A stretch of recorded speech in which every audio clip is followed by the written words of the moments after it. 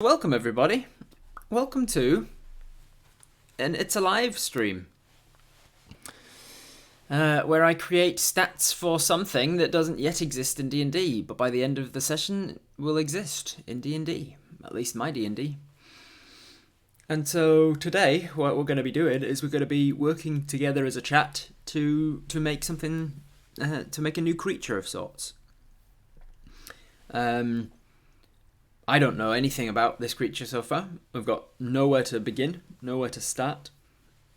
But we're gonna just go through systematically, one question at a time, and with a series of many polls, we're gonna work out what this creature's gonna be.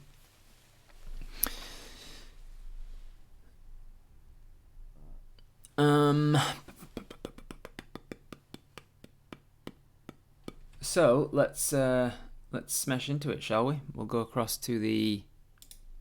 Let's open up a home brewery page. I think that'll be a nice place to do the new critter.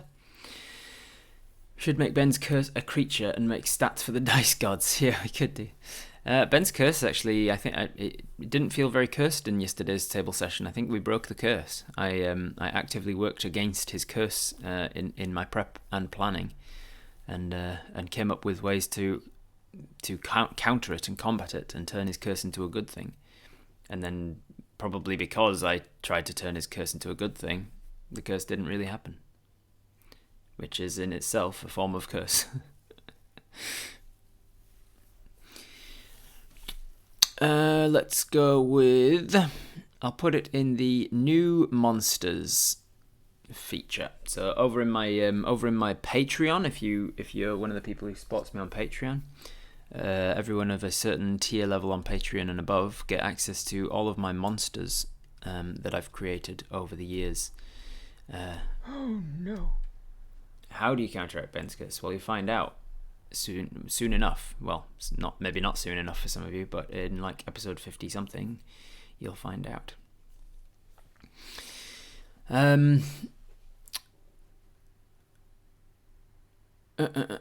So yeah, new monsters is one of the things that you can access here on my home brewery. You can access things that I've created on the stream as well as things that I've created off the stream. So things like the Astral Sphinx and the Cultist Leader and the Cyclopedes, the Drop Bear, the Earworms, Fawn Crabra, Hippopotamor, Nakmak Fecal, the Llamacorn, a bunch of stat blocks that I came up with for leprechauns, different types of leprechauns, my own version of the Tarrasque, all kinds of things. And today we're going to create a new one. Let's put it down the bottom, because I don't know what it is yet, so I don't know what to name it, and therefore I can't put it in alphabetical order yet. But we'll put it down the bottom and say it's just an anniversary monster, anniversary creature. I'll say creature because I don't want to assume that it's going to be a bad monster. Could be a beast of some sort. The Llamacorn was effing awesome!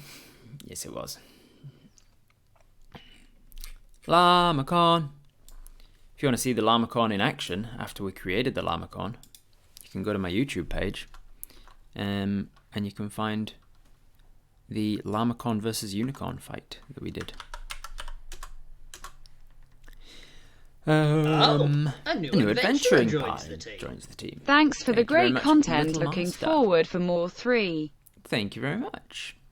Currently on a 3-month streak, Little Master. Appreciate it. Who's it going to be? It's going to be an anniversary creature. Anniversary creature. Cool. And then let's scroll down to there. And let's go across to screen share. Boom. Anniversary creature. We're going to create a critter.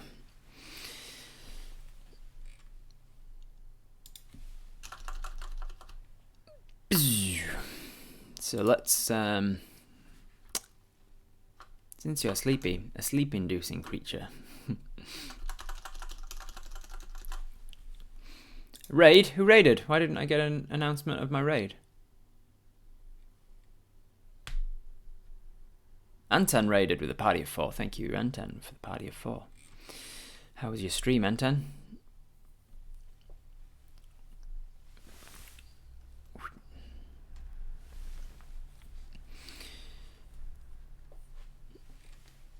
Alright, anniversary creature, let's see. So we need what environment is it gonna live in? Environment.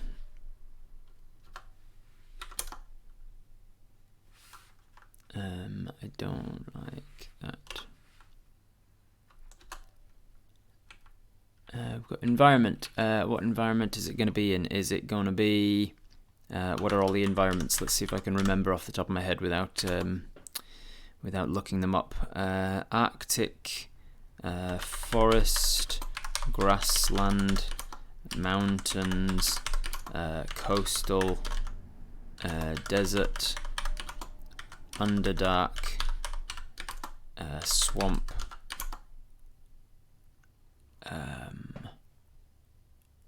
urban. Just trying to think all the different natural terrains that that rangers can take. Their favoured terrain: forest, grassland, mountain, coastal, desert, Arctic.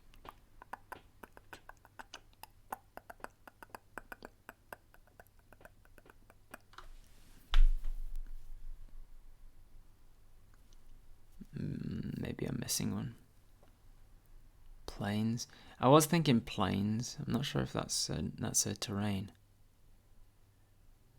Hey, thank you, Miss Bowman. A new adventurer joins the team. Tier 3 Love for 11 your months. face, Rob. Purple heart and everyone else's.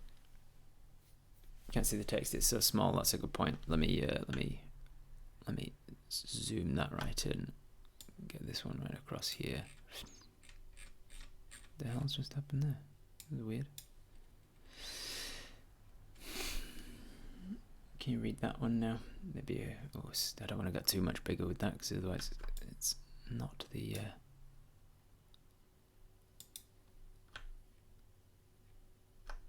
That's about as big as I can manage on my screen because otherwise that's ridiculous for me. I think I can go one back for you.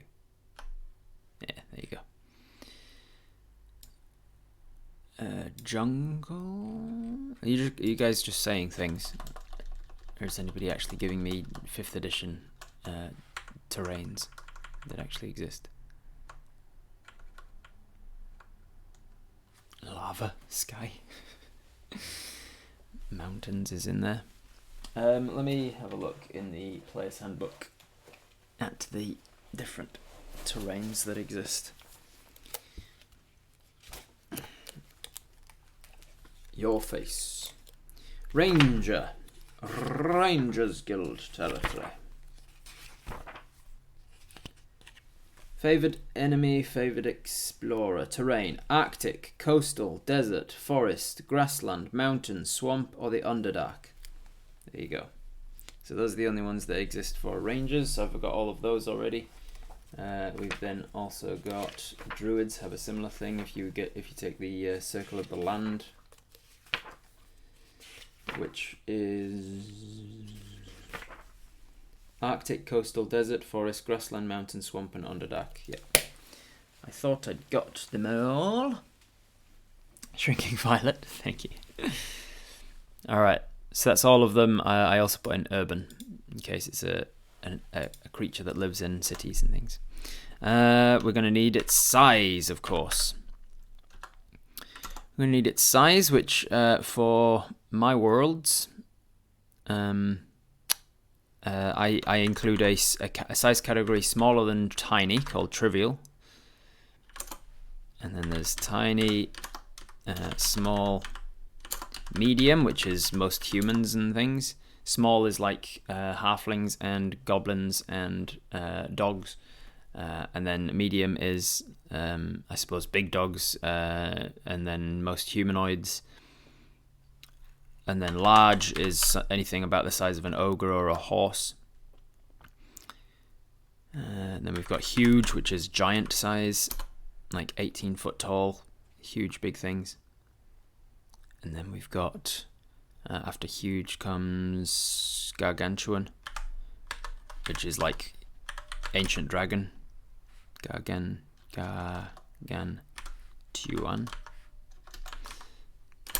And then after Gargantuan, I have in my games added another category called Colossal. And then I even added another one after that called Behemoth. Behemoths are like titans. I heard Hadrosaur was large category. 9 meters long is only large. That is ridiculous. Yeah, but I suppose if it's got like I don't know what a Hadrosaur is, but if it's got like a really long thin tail, then it's more about the body mass than the one particular length. Like if the majority of its body is about the size of a horse, and it's just got a huge long tail, then I can understand. They're chunky, so maybe not then. I don't know. Hill and underwater. Thank you, Antan. Let's put those in as well. I considered hill. I was like, I'm not sure if hill is an actual. And then I forgot what.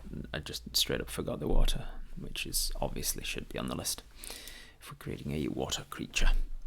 And then we've got type. We're going to need to know the type of the creature, which is going to be aberration, which is like aliens and things from the other world. Beast, if it's just like an animal. We've got celestial, which is the gods. We've got dragon, obviously dragons. We have... I'm probably going to just not go in order now. Fiends, Fae, humanoid, monstrosity, ooze, plant, undead, I've missed construct. What else have I got? Construct, giant. What else have I got? Let's look at my minis. Fae, fiend, undead, elementals.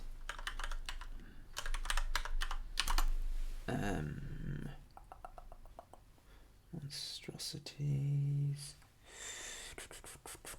beasts. Oh, you're ever so kind to spare me those coins, friend. Who's this? Thank you. Hey, thank you, Katerina. Indeed, it has. Celestials, construct, fae, fiend, undead, blah blah blah blah blah. I think I've got them all there. Am I missing any? Dragons and yeah, drakes are a type of dragon. Can you have a trivial giant? That's a good point, actually. I wonder what the smallest thing that is in the giant category. That's a really good point. Let me look in the monster manual where it sort of defines all of those things. Where is the monster manual? It's there because I've been reading it, haven't I? Thank you, Anton. Let's look at the start of the monster manual. You remember the first email, Brown, with the horrible green background? Giants. Giants tower over humans and their kind. They are human-like in shape, though some have multiple heads, like Ettins, or deformities, like Fomorians. The 6 varieties of true giants are hill giants, stone giants, frost giants, fire giants, cloud giants, and storm giants. Besides these, creatures such as ogres and trolls are also giants. So no, I think by the sounds of it, in order to have the giant category, you must be bipedal, humanoid, and towering over human. So you must be at least large.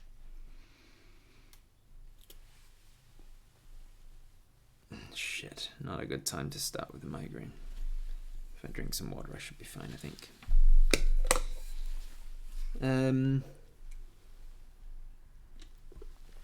So when we get to the moment where, well, yeah, Michael, you've got to look it up, because a trivial or a tiny or even a small monster that is also categorized as a giant could be pretty exciting, but I don't personally see any loophole that we can use there in order to create a giant that is actually of a tiny category size. So we'll talk about size and type a lot more when we get to them. What else do we need to know? Underwater, towns and cities, wilderness, underdark, dungeons. We would need to know its alignment. How about a trivial with the legendary actions on par with the dragons or a Tarask? Yeah, we could definitely do that. We could make a trivial creature that has legendary actions if we wanted it to. We'll need to know its alignment. I don't tend to use alignments too much in my game, but a lot of other people do. So it's worth coming up with. Anything from lawful good right through to chaotic neutral, or anything in between. We'll talk a lot more about that when we decide. We'll need to decide on its armor class, its hit points, all of that sort of thing, and then of course its stats and features,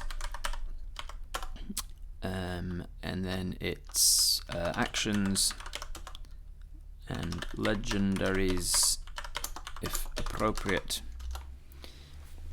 What else will we need to know about this thing? Its speed, obviously, its ability scores, vulnerabilities, all of that stuff will come later. I think we can come up with its stats and things after we've come up with like the sort of more general gist of what sort of a thing we're going for, and then we can hone in on the specifics and the details. My passive perception is 24. I see you following. Thank you for the follow. Just arrived at work. Better actually work. I hope the creature doesn't kill everything upon its creation. Thank you, Samjen. Enjoy your work. So let's start with environment, shall we? So I'm creating a poll over here. What environment should this creature exist in? So let's start putting them in. We've got Arctic, coast, desert. Let me, just for my own pedantry, let me put them in alphabetical order. Forest, grassland, mountain, underhill, underdark rather. We've got swamps. Let's take hill up here. GHI. Urban, underwater, underdark. Urban should be last, I suppose. Here we go. Good enough. Underdark, underwater. Is Jay going to bed? Good night, Jay. Thanks for popping by. If an enemy is mutated a humanoid NPC into something else, is it still a humanoid type, or does that change? Types can change. It depends on the circumstances, Adza. But yeah, types can change. Like if a wizard becomes a lich, then they stop being humanoid and becomes undead. Or if a myconid sprout takes a hold and sort of zombifies a dead corpse into a myconid thrall, then they stop being whatever type they were and become plant. So yeah, types can change. Arctic, coastal, desert, forest, grassland. Arctic, coastal, desert, forest, grassland. Arctic, coastal, desert, forest, grassland, hill,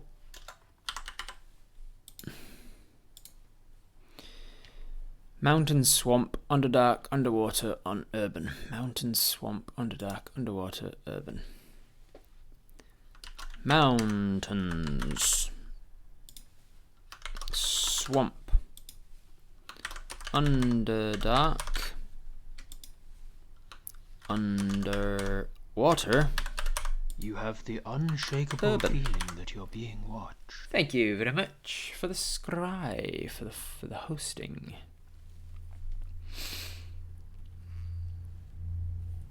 Alright, so these are our options.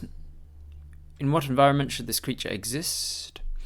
We're just basically saying when Apis or anyone else in any other world for that matter is going through a particular terrain, one of these particular terrains, which would you most like to see this monster? What do you imagine it being in? Hey Varian, how's it going? You're gonna pop out for a bit, no worries. How do I now show this to you? Allow multiple votes? No. Log in to vote? No. I don't really want to bog you down by having to log into this website. How do I then create the poll? Set an end date. Ah, there it is. Create your poll. I'm not a robot. Create your poll. You need to choose a category. Okay. Entertainment or something? Gaming? Gaming, I guess.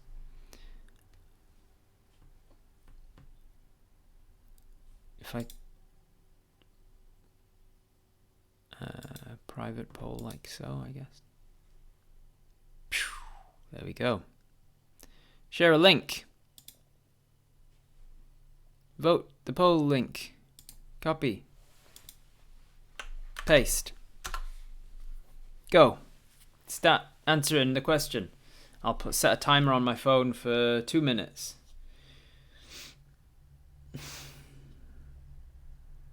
Two minutes. Timer on my phone is going to go for 2 minutes. You guys have 2 minutes to decide where this creature is going to live. I have 2 minutes to go and get some Panadol because my eyes are starting to disappear, which is usually a sign that a migraine's about to start. Getting tunnel vision and whatnot. And I will be right back. I'll send you over to the be right back screen.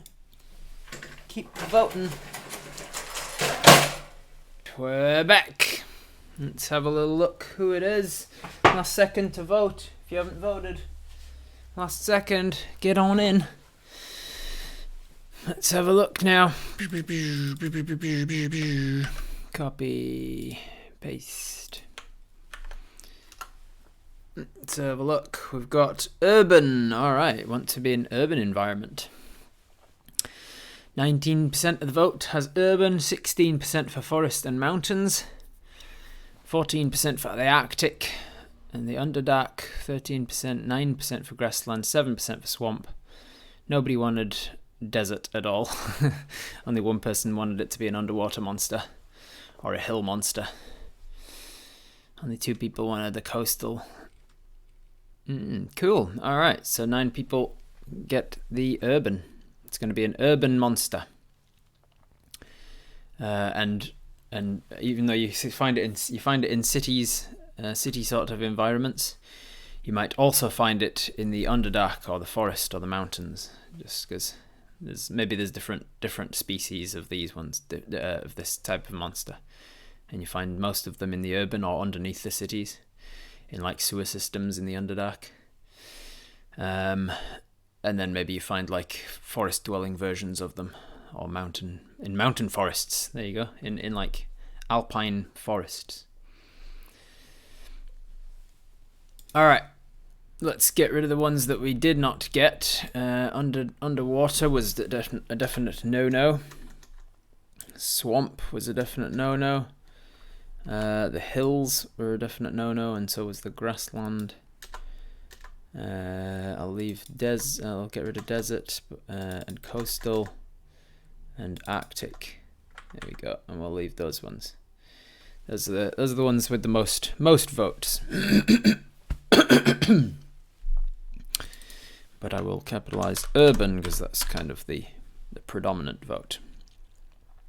All right, let's go size category, eh? Create a poll. What size is this creature?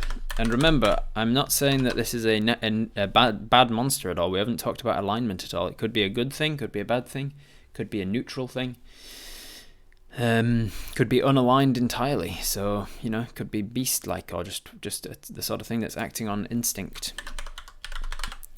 Trivial. It's very, very tiny little creature, like we're talking bug size, bugs and up to like a mouse, I guess. And then tiny is anything from like a rat to a cat in sort of size, house cat. And then small is most dogs and hobbits. And then medium is most humans. Large is like ogres, things of like above 10-ish feet tall, or like horse size. Huge is anything bigger than, I'd say, anything bigger than like 16 feet tall, or like big stocky giant kind of size. You've got gargantuan, which is anything bigger than like 25 feet tall, or dragon size. And then colossal. Colossal's anything bigger than an ancient dragon. So maybe I personally think of like purple worms as being colossal rather than a gargantuan. And then behemoth is like titans. We're talking behemoth. We're talking things that are like mountain-sized creatures that absolutely tower over. Like, I reckon the Tarask should actually probably be colossal or behemoth. So there's your options. The reason for why I chose the names, by the way, for the options that I came up with, trivial, colossal, and behemoth. I don't know if you've noticed, but just out of coincidence more than anything, I imagine, the ones that they give you in the game, tiny, small, medium, large, huge, and gargantuan, are actually in reverse alphabetical order. So I continued that trend by continuing it being in reverse alphabetical order. So that way, if you are sorting them in a spreadsheet and you sort by size, you can just sort by size or by alphabetical order, and it sorts it the same either way.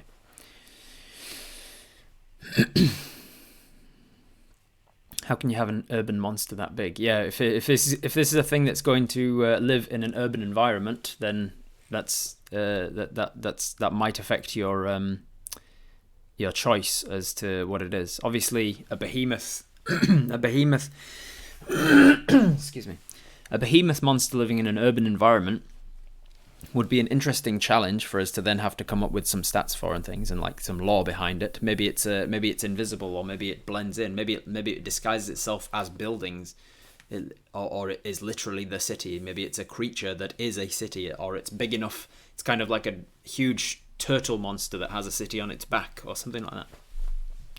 So we can definitely come up with reasons for why a behemoth urban dweller could work, if that's the route you wanted to go. But let's give it a go. Gaming. I'm not a robot. And create your poll. Like a fungus, yeah. It could be like the largest organism in the world, which is a type of like interconnected forest, or of a gigantic fungus that is all technically the same organism or whatever. Share a link. Copy that link into here. There you go. I'll give you that 2 minutes went by really quickly. Let's go give you 3 minutes. It's 3 minutes to decide on what size we're going to be.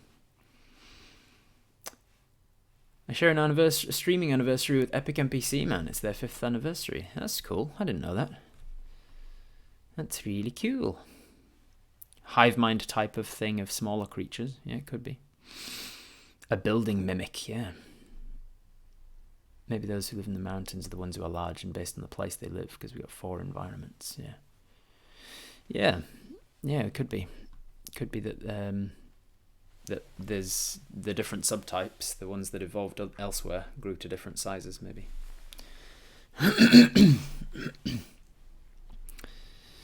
You ever play with the False Hydra? I haven't yet, Rigger. I forget how you said your name, Ryger, like tiger, right? I haven't yet. I know about the False Hydra, and I would like to incorporate one in a game one day, but I don't know enough about them and have no plans to incorporate them in any games yet. Let's copy this result into here. What size are we looking at for now? This is what we're working on. I don't need that one. Don't need that one. Fast poll. Don't need that one open anymore. So we've still got a couple. Small is like cat. Yes, small is like most dogs. Cat would be, and most household cats would be tiny. They're like on the larger size of tiny. In the monster manual, it defines them as by the amount of space that they can take up in combat. But the amount, not take up, the amount of space that they can threaten in combat. So a medium creature threatens a 5 foot square in combat. It doesn't mean that a human is 5 foot wide by 5 foot deep, but it does mean that when you're swinging a sword and things, the kind of area that you are fencing out for yourself is about 5 foot square. Whereas, where's this size? Tiny threatens a 2.5 foot by 2.5 foot square. And the examples it gives you are imps and sprites, or rats would be tiny, or house cats. In here, I'm pretty sure the stat block it gives you for badger is tiny, even though badgers, I think, are pretty big. The team. Hope you're well, man. Can't believe you were Dion in 2 pints. Ha ha, amazing that I watched it all those years ago, still do now, and here you are again with one of my favorite YouTube there you go. Channels. What a crazy Time flies, coincidence. What a crazy coincidence, Quithy. Thank you very much for subscribing with Prime for 2 months now. Alright, that was time up. That was the alarm for saying 3 minutes is over. So we've got Tiny coming in with most votes, followed very closely by Trivial and then Small. So you guys want this creature to be tiny creatures, something about the size of a cat, which lends itself very, very easily to an urban environment. There's plenty of spaces in sort of Victorian era or medieval era urban environments, sort of dark alleyways and dustbins and trash and cobblestone streets, places for it to hide. So it'll be on with the interest in Trivial and Tiny almost equal here. I'll say that it's on the Trivial end of Tiny, so around about the size of a rat. It's going to be somewhere around there. And maybe the ones out in the forest where they can afford to grow a little larger, maybe they get up as much as small size. And then we jumped up to 6 people wanting it to be behemoth size, and very few people actually wanting it to be gargantuan. Because if you're going to go big, then why not go all the way big? So nobody was interested in large, gargantuan, or colossal. People wanted it to be behemoth or small, but the smalls have it. So the one we're going to focus on is going to be on the smaller end of Tiny.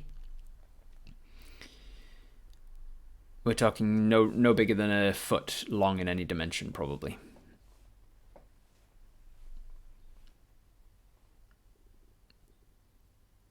Man, I'm gonna have to push through this. I've got some serious aurora happening here. Behemoth, colossal, large, medium, small. So we'll get rid of those. And we'll capitalize Tiny, because that's the one that succeeded. All the way big voter here. Sup, Dragon System, how's it going? Which actually would have to be small. I'm not sure what you're saying there.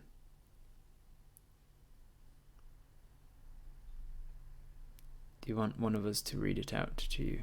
No, it's all right. Thank you, Fancy. I can manage. I know most of like the types and things off the top of my head anyway, and it's large enough size that I can manage.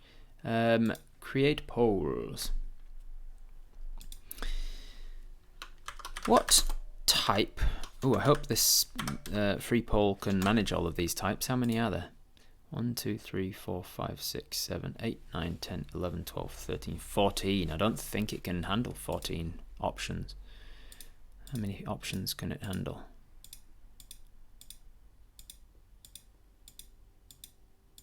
Oh yeah, sweet, it can handle 15. Boom! Sweet. What type of creature is it? Alright, so before I start the poll on this one, I will explain what each of them means. Aberrations. Let me read what it says about aberrations. Aberrations are utterly alien beings. Many of them have innate magical abilities drawn from the creature's alien mind rather than the mystical forces of the world. The quintessential aberrations are aboleths, beholders, mind flayers, and Sladdy. Things from the other realms of existence, like far out of, not even in this multiverse. They are from an entirely different place called the Far Realms. It is the place of Cthulhu, the place of just what the fuck kind of thing. Easy to mistake aberrations and monstrosities, but yeah, if it would be at home in a Lovecraftian horror, then it's an aberration. And then you've got beasts. Beasts is really easy to explain. It's basically just animals. What the fuck?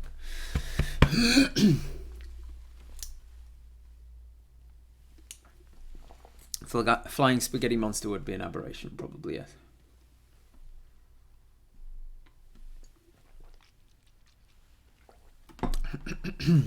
Beasts are non-humanoid creatures that are a natural part of the fantasy ecology.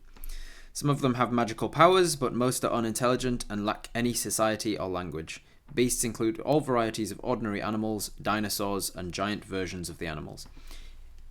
I've kind of given a soft delineation in my worlds between beasts and magical beasts.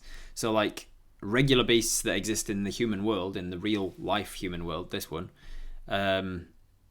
those are called beasts.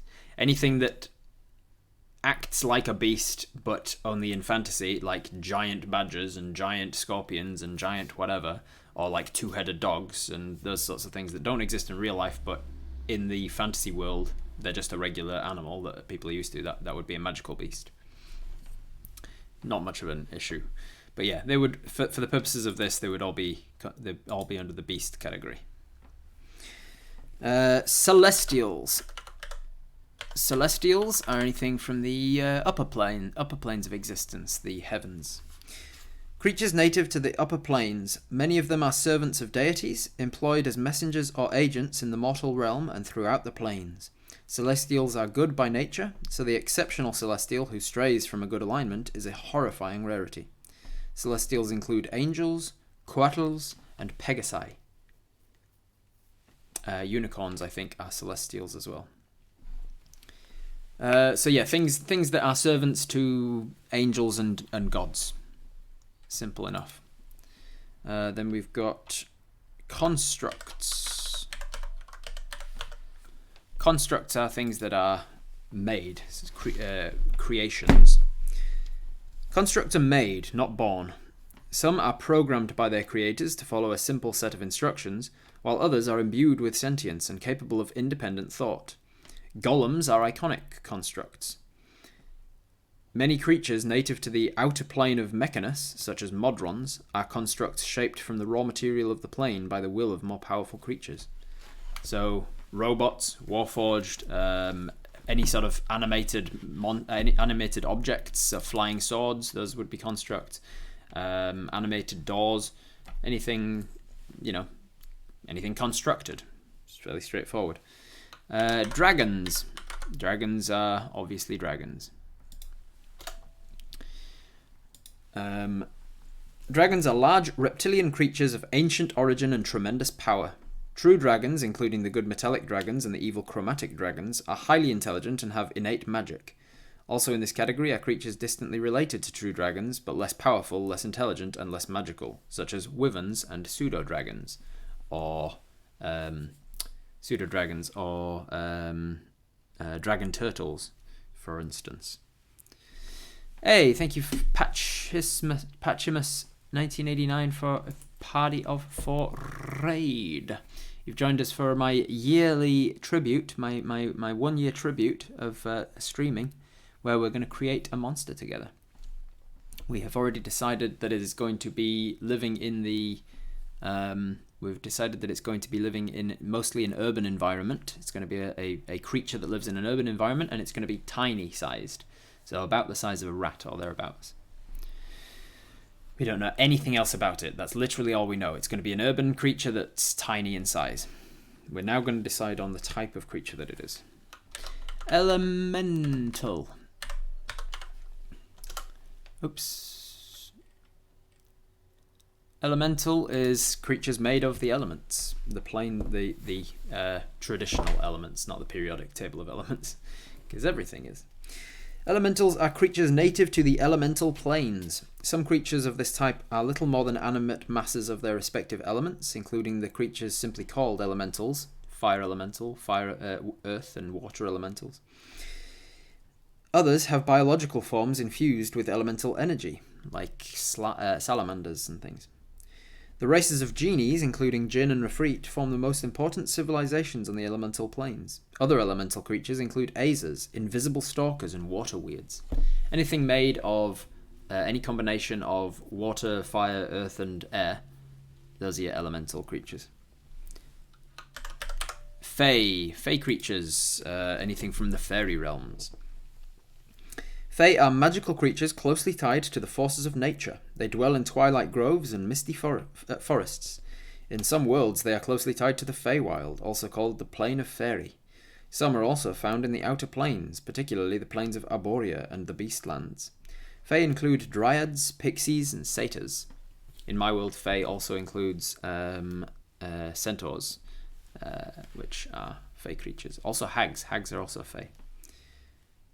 Man, my eyes are really doing a number. Fiends. Fiends is next. Fiends is the opposite of celestials. Fiends are from the lower planes of existence. Devils and demons. Fiends are creatures of wickedness that are native to the lower planes. A few are the servants of deities, but many more labour under the leadership of archdevils and demon princes. Evil priests and mages sometimes summon fiends to the material world to do their bidding. If an evil celestial is a rarity, a good fiend is almost inconceivable. Fiends include demons, devils, hellhounds, rakshasas, and yugoloths. Giants. Giants we've talked about already. They're basically humanoids that are of large or larger category. Giants tower over humans and their kind. They are human-like in shape, though some have multiple heads, like Ettins, or deformities, like Fomorians. The 6 varieties of true giants are hill giants, stone giants, frost, fire, cloud, and storm giants. Besides these, creatures such as ogres and trolls are also giants. Humanoids. Anything bipedal and of size medium or smaller, I guess. Humanoids are the main peoples of the D&D world, both civilized and savage, including humans and a tremendous variety of other species. Obviously, dwarves, elves, tieflings, these are all humanoids. Dragonborn are even humanoids. Even kobolds, I think, are technically humanoids, even though in my world I consider them dragon in type. They have language and culture. Few, if any, have innate magical abilities, though most humanoids can learn spellcasting, and have a bipedal form. The most common humanoid races are the ones most suitable as player characters: humans, dwarves, elves, and halflings. Almost as numerous, but far more savage and brutal, and almost uniformly evil, are the races of goblinoids, which also falls under humanoid. So you've got goblins, hobgoblins, bugbears, you've got orcs, gnolls, lizardfolk, and kobolds, all technically humanoid. A variety of humanoids appear throughout this book, but the races detailed in the player's handbook, with the exceptions of drow, are dealt with in Appendix B. Blah, blah, blah. Monstrosities is next. Monstrosity is the miscellaneous category. Monstrosity is other. It is the least defined and most irritating for that reason. Monstrosities are the monsters in the strictest sense. Frightening creatures that are not ordinary, not truly natural, and almost never benign. Some are the result of magical experimentation gone awry. Excuse me, sorry about my croaky throat today, guys. Unskippable cutscenes! Bagel! Oh, Bagel, thank you very much for the Happy anniversary. Thank you, appreciate it. Monstrosities, frightening creatures, not ordinary, not truly natural, almost never benign. Some are the results of magical experimentation gone awry, such as owlbear, and others are the product of terrible curses, including minotaurs and Yuan-ti. They defy categorization, and in some sense serve as a catch-all category for creatures that don't fit into any other type, hence miscellaneous. Then we've got oozes. Don't worry, we're getting pretty close now, we're almost finished. Oozes are gelatinous creatures that rarely have a fixed shape. They are mostly subterranean, dwelling in caves and dungeons and feeding on refuse, carrion, or creatures unlucky enough to get in their way. Black puddings and gelatinous cubes are among the most recognizable oozes, but there's also slithering trackers, yellow. What are they called? Yellow ichor. There's grey ooze, I think it's just called. Anything slithery, slimy, acidic, gloopy, all that kind of jazz. Anything that oozes. Plants is next. And then one more after this. Plants is obviously plants. Plants in this context are vegetable creatures, not ordinary flora. Most of them are ambulatory, meaning they can move around, and some are carnivorous, meaning they eat meat. The quintessential plants are the shambling mound and the tree ant. Fungal creatures, such as the gas spore and myconid, also fall into this category. So I like that they officially recognise that, hey, we know that funguses aren't plants, but let's not be too pedantic about it, okay? They're clearly plant in type. So myconids, fungus creatures, anything that is not in the animal kingdom, I suppose. So anything plant-like, plant creatures. And then finally, last but not least, undead. Anything that was once living and is now dead, and then reliving. Undead are once living creatures brought to a horrifying state of undeath through the practice of necromantic magic or some unholy curse.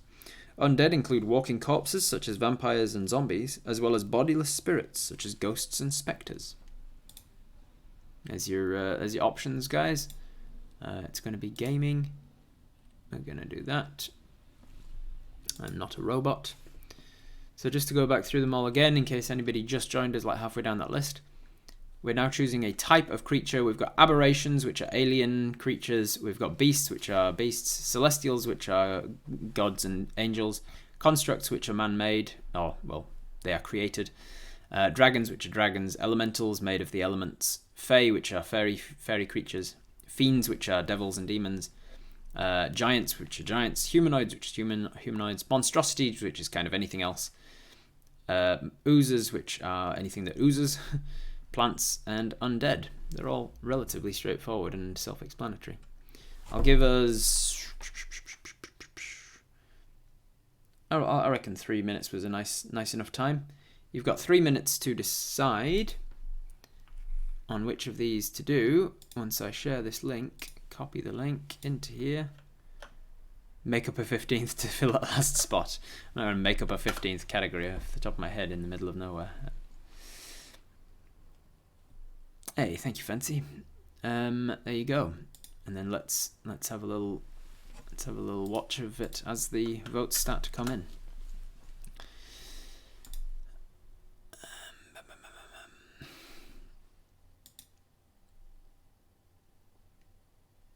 A tiny giant would be funny. Yes, I suppose technically giant shouldn't have been on the list because if we come up with tiny giant, then I'll come up with a way to make it work, I'm sure.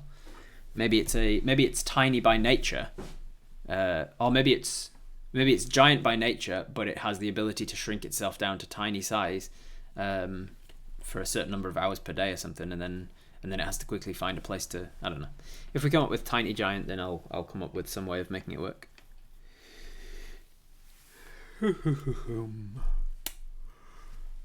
So everybody vote. Oop, I didn't start my timer. I put it on 3 minutes and then I didn't actually press start.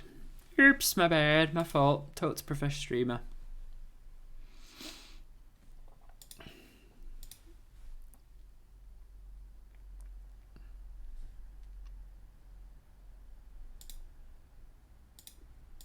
What else do we need to know? We need to know all of these things. We need to know its appearance. I think appearance should come before any of this. Maybe even before alignment.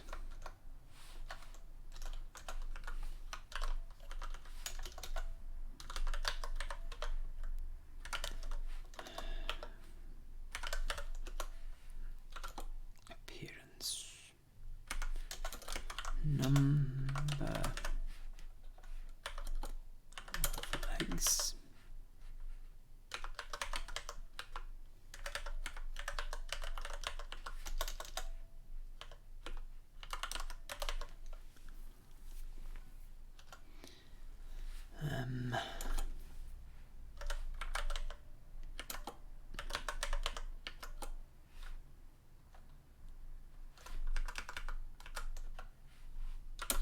Structure.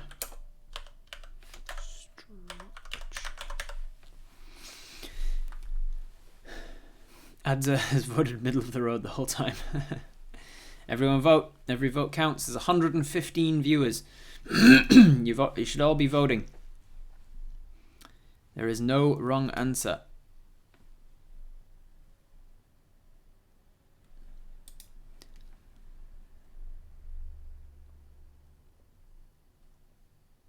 What just happened? I want to copy that one into there, not the vote one.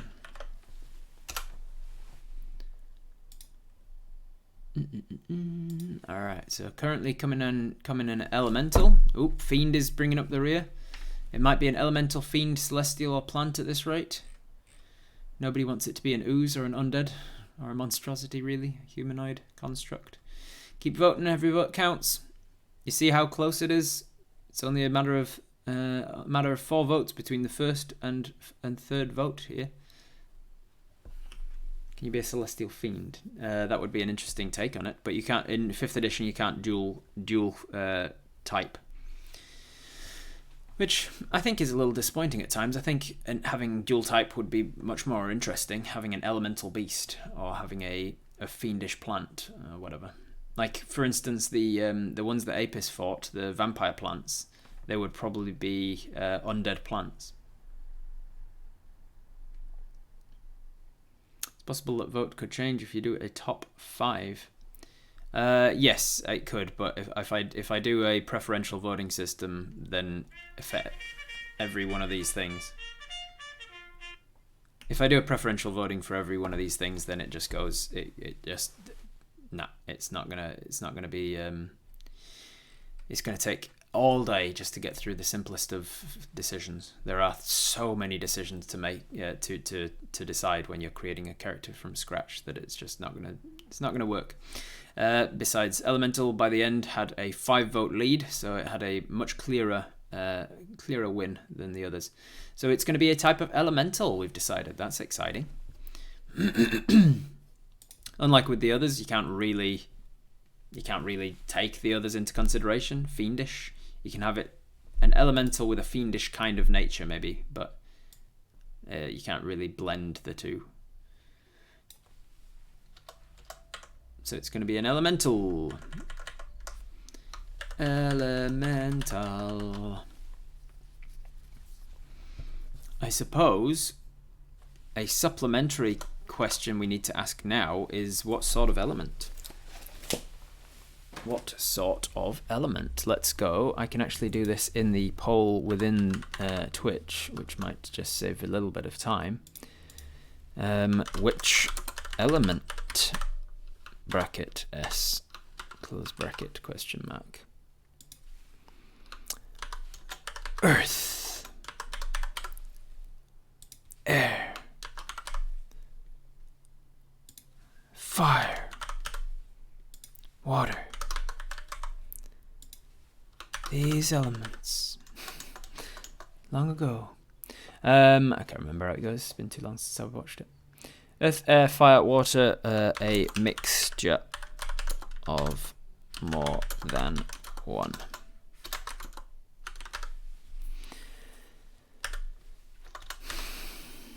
Let's go with 3 minutes. There's your poll. You can vote now in the Twitch poll within the thing. I don't know. Is that actually, now that I've done it, is that unfair now? Because mobile users can't do it as easily. I know mobile users can apparently do it if there's a live poll and then you click up or something. Fancy says that if there's a live poll and you're on mobile, you can access it by doing something. Adria has no issue doing it on mobile. There you go. You can do it. Okay, cool.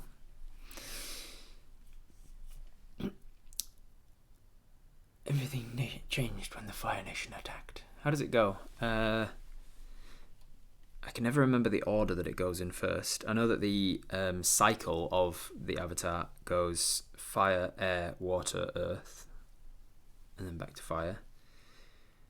But how does it start? Earth, air, fire, water. These nations lived in harmony. Until one day they find... I can't remember. Long ago, the four nations lived in harmony. But this all changed when the Fire Nation attacked. Only the Avatar, the master of all four elements, could save us. But when we needed him most, he disappeared. Something, something, something. Water. It starts with water, does it? Water. Earth. Fire. Air.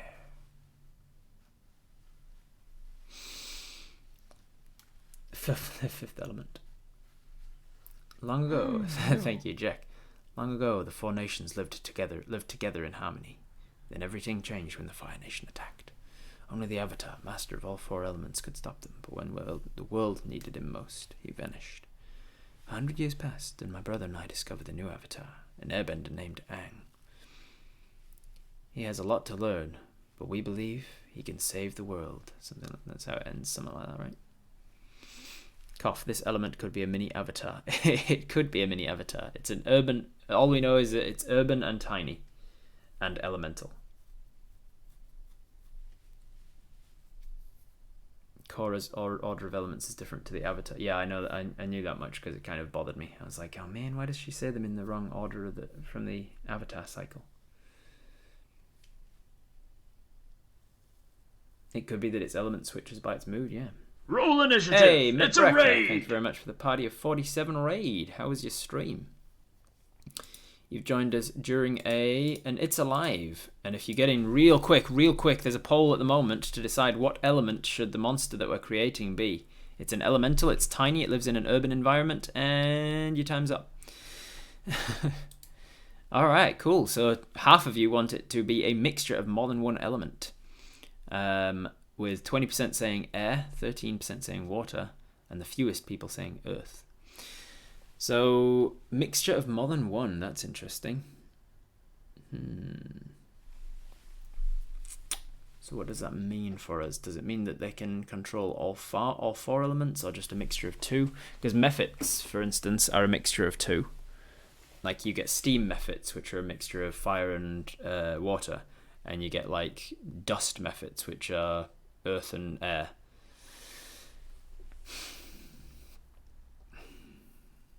Water, earth, fire, air. I had to do this voiceover for a motivational work video. Cool. So thank you for the raid. How was your stream? What were you streaming in Metbrecha?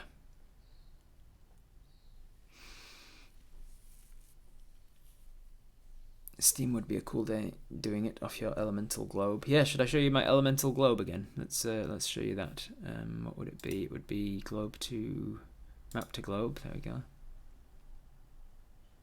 It was good. Working on a fun art project. Cool. Let me show you my globe that I created. Let's move this away so you don't see all of my files, just for privacy's sake. What would it be under D&D? D&D artwork, maps, planet scale maps, elemental chaos. There it is. So here, I've shown this off on stream once before, but in case it's new to you, this is one of. Let me just check. Actually, I think if I can show. I've just realised I can show a little better if I use the cropped version of the window here. There you go. Slightly larger, you can see better. This is how I vision in my world, in my universe that I'm creating for all of my home games and things. This is how I envision the elemental chaos plane. I think of the elemental planes as actually just one big plane where all of the elements blend together, but in different regions. What's up, Midnight? So you've got the elemental plane of earth, the elemental plane of water, the elemental plane of air, and the elemental plane of fire. And the four of them exist on four quadrants of a sphere. And where this elemental plane in the middle is both the elemental plane of air and earth. And so it's a blend of the two, and it's the elemental plane of dust. Likewise, over here we've got water and air, and that becomes ice, because as we all know, ice is just water and moving on. Earth and water is the elemental plane of ooze. And then down here we've got earth and fire makes metal. It kind of makes sense. Water and fire makes steam. That very much makes sense. And air and fire makes smoke. Still kind of makes sense. And then we've even got three-way connections where air, earth, and fire mix together. We've got poison, which kind of makes sense in my imagination. Poison's like thick and viscous, kind of like an ooze. Like an earthy kind of thing, but it's got fire. It's got like a fiery. I don't know. I'm not going to try and justify it. Just kind of, I needed poison in there somewhere, and it kind of made the most sense for me. Earth, fire, and water is acid. Fire, water, and air made storm. That's the one that makes the most sense, I think, out of all of them. And then water, air, and earth makes mineral, the plane of mineral. So kind of, yeah. I was quite pleased with it. I'm not. It's like everything that I do is subject to change. Like maybe even after I've been using it for 20 years, maybe I'll still go. I kind of think it should be this way instead, and maybe I'll change my mind about certain things. But for now, I think it served its purpose, and this is my plane of elements. So you can be, as an elemental, you could be any of these things essentially, or you can be something that would reside in the mid. And the way that I picture it is that the elemental kind of is all around this plane. Encompasses the material plane, which is in the middle. The material plane is the mixture of all four of them, which the only point to get all four of them meeting is in the middle of the sphere. And so in the very middle of the planes is where the material plane works, and that's why you can find all four elements rather, in equal abundance in the material plane. The material plane is only able to exist when all four elements come into balance and into harmony, kind of thing. So you could be any of these. You could be something like more avatar-like in nature, at the center of the ball. That's what we can get from this elemental creature. Mixture of more than one. Do you guys think we should? I'm not sure. I'm in two minds now. Should we now make another poll to see like which of the four things are actually melded together in our element, or do you want to decide on that later? Because we do eventually need to decide which elements can this creature draw on. Can it draw on all four, or can it draw on only 2 or 3 of them? I feel like maybe we should do that decision now. Maybe it changes elements with the weather, yeah.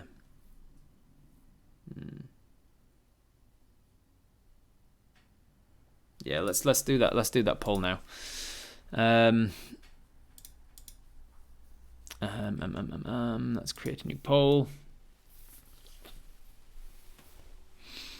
Take the top 2 or 3 voted. I was considering that, Mikey, but then I have to decide: am I taking just the top 2? Am I taking the top 3? Which of the elements is this? Which of the elements? So I'll just leave it as which of the elements, because we don't want to specify that this thing is created from these elements, because it could be more like a salamander, which is like a biological creature made of flesh and bone, but it has access to fire. It's like its blood burns like fire, or maybe it's got frilly fire hair, or it doesn't have to be made of fire, but it just has access to the fire maybe, and it's a native of the elemental planes. So let's start with how many if I do 2. Oh, a new adventuring party Mebreka joins the team. Jeez, thank you very much. Damn, Mebreka, thank you very much. That's 10 subs in the channel, gifted out a total of 20 now. Gifting out a total of 2 times 2 times 5 in the channel. Gifting to Explosive Cat, Riggercora, Darnavis, The Cake Is a Lie, Mekirja, Tunifala, Punish Bear, Joffrey, Dangleberries, and D. Semiril. That's very generous. I appreciate it. Oh, and you've pushed yourself onto the 3rd position for the subs. Look, you've got Calindria in top spot with 20, and then Jack with 10, and Metbrecker with 10. You're actually in the joint 2nd spot. Joint silver place. Nice. If I do all the different possibilities, what's that going to be? We've got 1, 2, 3, 4, 5, 6, and then 7, 8, 9, 7, 8, 9. No, 1, 2, 3. There's 3 different options with air, and then 2 more different options with fire, and 1 more different option with earth. And then you've got all except the 4. And then you've got, so this'll fit if I do all of them just extensively here. Air and earth. Air and water. Air and fire. Fire and water. Fire. You can start pitching if you want people to vote your way. You can start campaigning and saying, "Oh, I really think it would be cool if we had a blah blah blah," because then people might vote your way. Earth and water. Air, fire, and air, fire and water. Air, fire and earth. Air, earth and water. Earth, fire and water. All 4. Have I missed any? That's all 4 options excluding each one. All 4 excluding none. And then each coupling. That's all of them. I am not a robot. I am not a crook.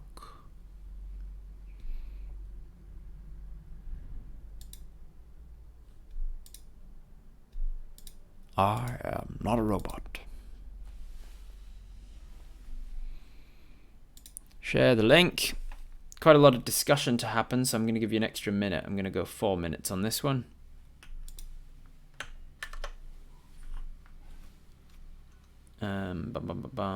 Boop. There we go. You've got 4 minutes to decide, and let's watch those votes as they come in, eh? Let's watch those votes as they come in.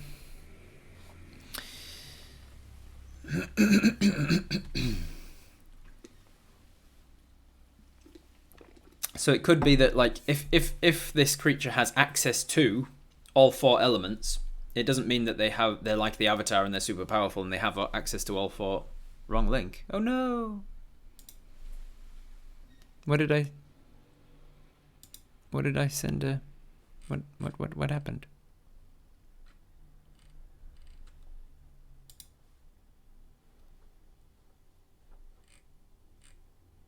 Oh, is this, wait. This is the link that I want you to have, isn't it? Copy, paste. Is that right? Did I post the previous link somehow? I restarted the timer, don't worry.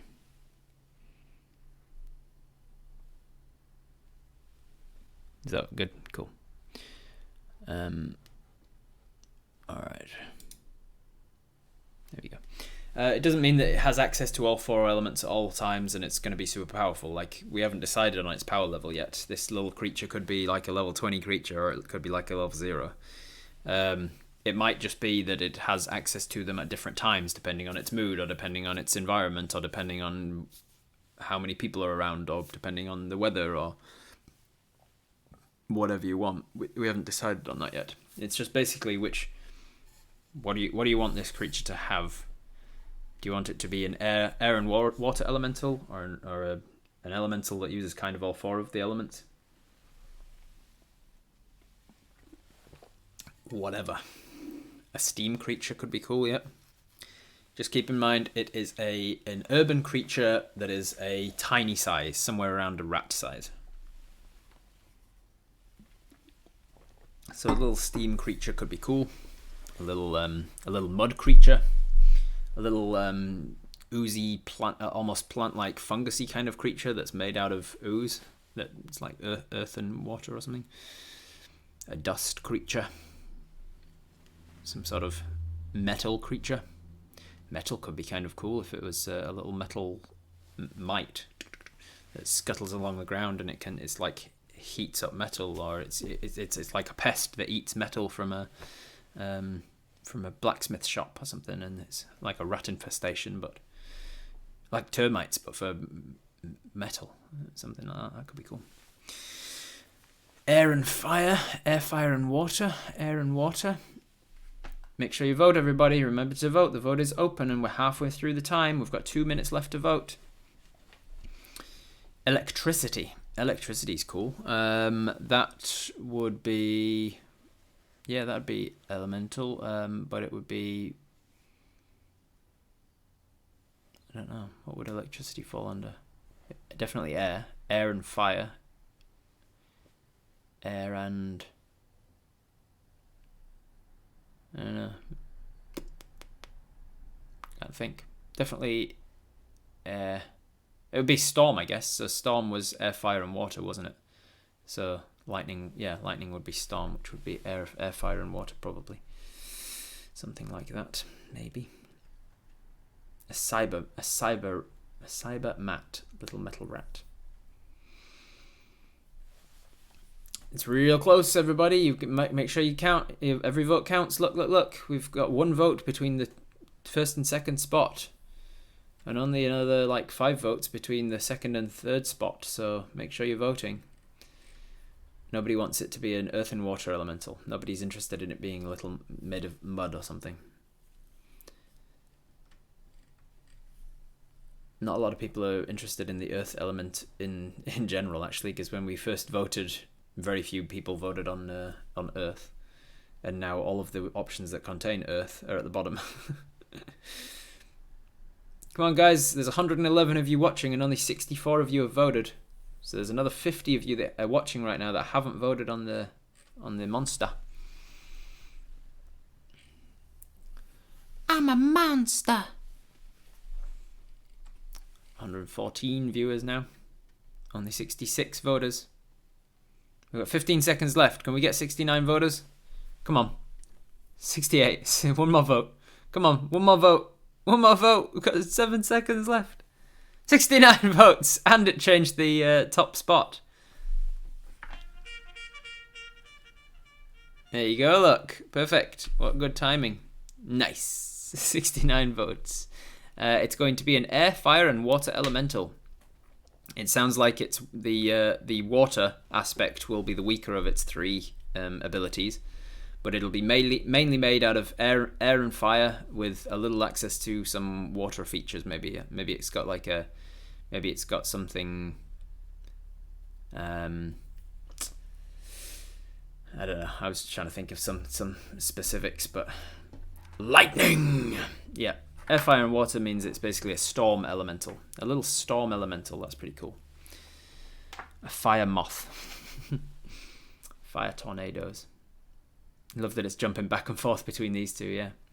Alright, so let's go back over to here. It's going to be a mixture of air, fire, and water. It's going to be a mixture of, and I'll put in capitals, air and fire, with a little extra water. There we go. Air, fire, and water. Brackets. Storm. It's going to be a little storm elemental of tiny size. That's pretty cool. It's exciting. Ironing all the shirts in town. Yeah.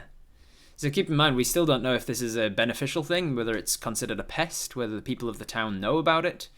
We don't know anything about it. We're going to move on to that pretty much now. Well, let's start talking about its appearance first. Appearance? Or like behavior. Maybe we should talk about its behavior first. Like give us some lore about it maybe. I think alignment is actually a good time. I think it might be a good time to talk about alignment. Oh my god, it's Pikachu. Yeah, is it a pest or is it a pet? An intelligent creature maybe? Maybe which is the best to do first? Do we talk about whether it's sentient, whether it's intelligent? Do we talk about what sort of thing it's known for? Oh, a new adventuring party joins the team. Hey, McBrecker, bringing in another 5. Damn, you've been generous today. Thank you very much. Bringing in a total of 5 squared to the community now. Gifting to Lady Amarise, Tetsu, Crabslam, Maikun, and Katie Beatty Patati. That's a good name. Thank you very much, McBrecker. It's very generous of you.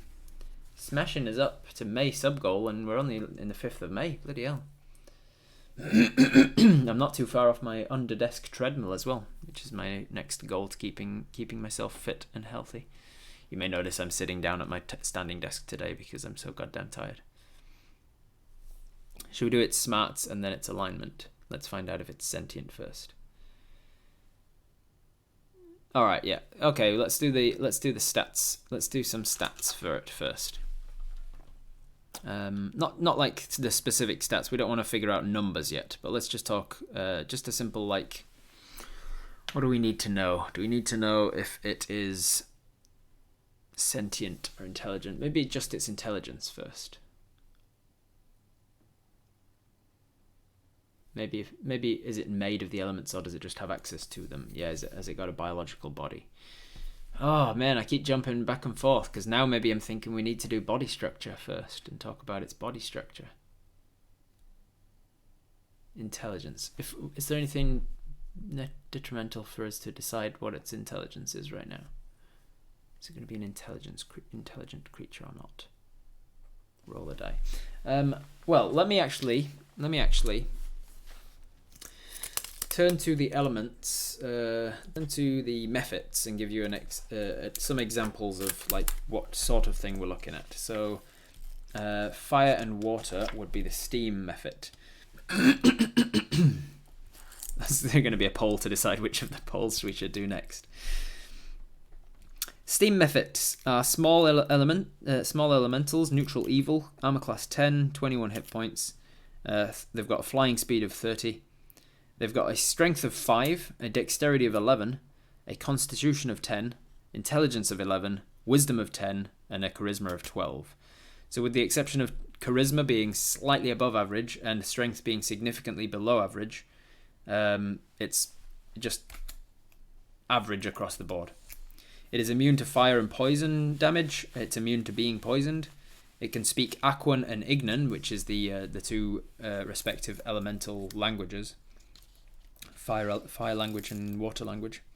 It has a death burst. When the method dies, it explodes in a cloud of steam, doing fire damage to anyone in the surrounding area.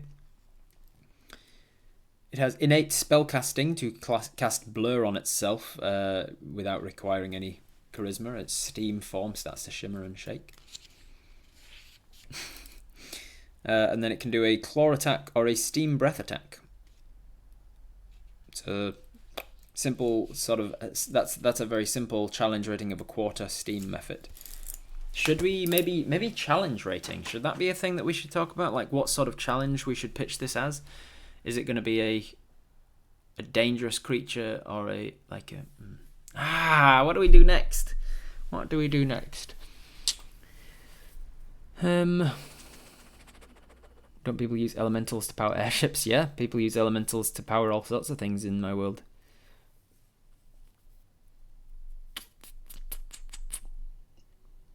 Personally, I know if it's sentient, it would certainly affect my votes, e.g., how does it communicate, etc. Yeah.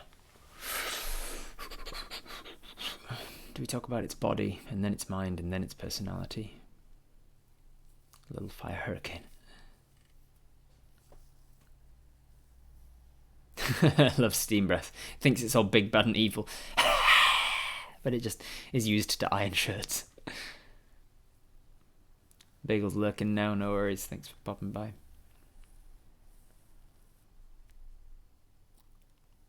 Sentience is either yes or no. Is it though, or is it like a sliding scale kind of thing? Like, is it sentient? Because I would have to define what sentience means, and God knows really, that is a question that even real life we haven't figured out where to draw the line.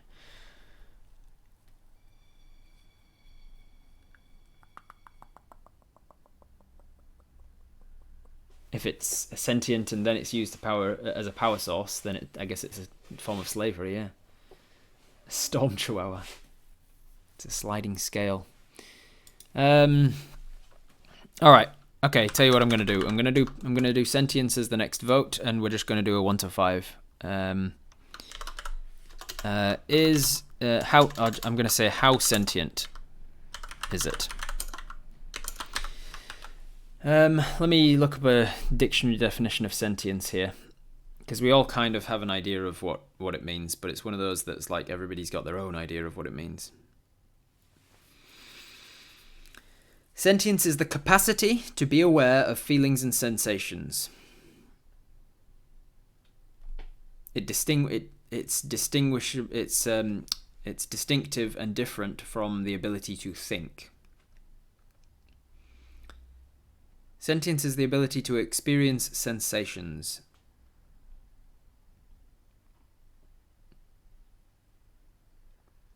Some writers differentiate between the mere ability to perceive sensations such as light and pain, with the ability to perceive emotions such as love and suffering. The subjective awareness of experiences by a conscious individual. All right, I'm going to say...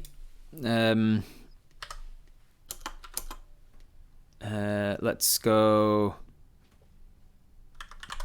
I'm just gonna do a numbers 1 to 5 scale, where number 1 is like as sentient as a worm. In that, I mean, it's not at all. It can react to pain still, because that's one of the factors of being a living creature. But it doesn't then have any sort of emotional attachment to that sensation. It just automatically it acts on instinct and nothing else. And 5 is like human level, it's sentience, where you can think and you can make decisions, and you can have complex emotions and relationships and all that sort of shit. So how sentient is it? 3 minutes, starting now. From 1 to 5, how sentient is this creature going to be? It is a rat-sized elemental made of mostly air and fire with some water involved. Some sort of storm elemental, some kind of steamy elemental. Not necessarily made of steam, but with powers of steam. It would be native to the storm plane, most likely. Given this environment, this creature would be native to kind of this region here. You would find it in this region here, but you can also find it on the material plane in urban cities and things. Native to the storm/steam air, fire, and water. We said mostly air and fire, right? Air, fire, and water, yeah. So actually it would be more like this region, I guess. It would be mostly like this region, because it would be towards the air and fire region, which is smoke, but with a little water involved as well. So kind of like this border.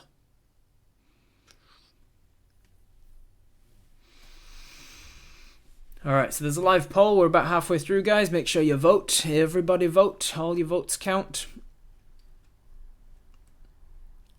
We're voting on, is it as sentient as a human? Like, can it feel complex emotions and reaction to sensory stimulus and things, but not only just reacting to those stimulus, but actually understanding them in all the ways of a human? All the way down to the level of like a worm, where it can react to stimulus, hence it's alive, but it has no complex emotions attached to that. I would say that an octopus is probably somewhere on the scale of like 3, and like the other apes are probably like 5. Dogs probably like a 4. I don't know. It's a sliding scale, and who knows really how sentient a dog is. Like, they have complex emotions, obviously, but not nearly as complex as human emotions. Or maybe they are. I don't know. Maybe a dog would be a 5. What would you say is a 4? What would you say is a 4 on that sentience scale in the real world? Hey, Steel Rat, thank you very much for subscribing. 8 months. Almost ready to pop. Almost got a Twitch, baby. We're almost out of time on this poll, guys. Make sure you get your vote in. Every vote counts.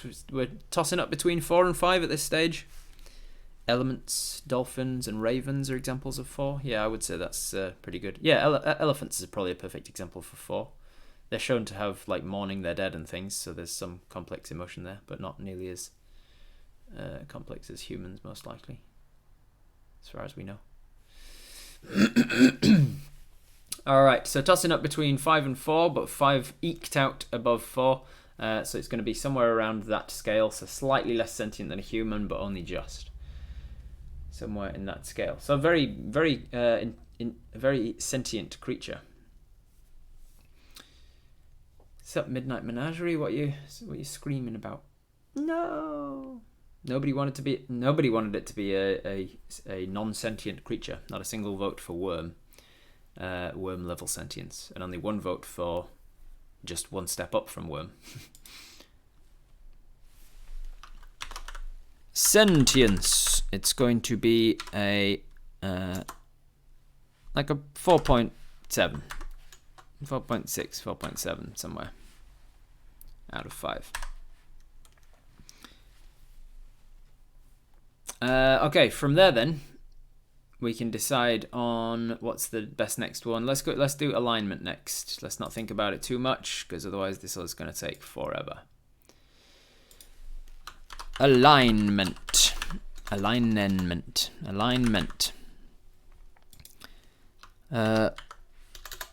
Unaligned should be the first option on the thing, just because that is an option that I might forget otherwise. Unaligned is something that's given to... Actually, unaligned can't be on there, because as soon as you've got a sentience, you have to have an alignment. With sentience comes an alignment, because unaligned is reserved for things that you can't assign them.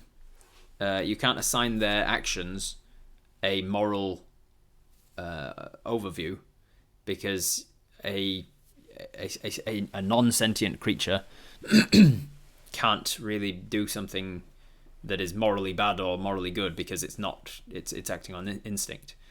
A worm has no alignment, yeah. Whereas as soon as you are as sentient as a human, you have complex emotions and feelings and things. You are acting on an internal moral compass, even if you don't have a societal moral compass or understanding of complex emotions and things. So I don't think having it unaligned is a possibility. So we'll just write down the 5 different options. Lawful good, lawful neutral, lawful evil,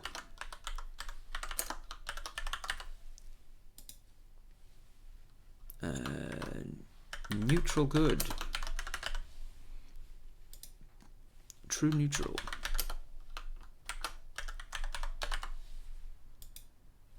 and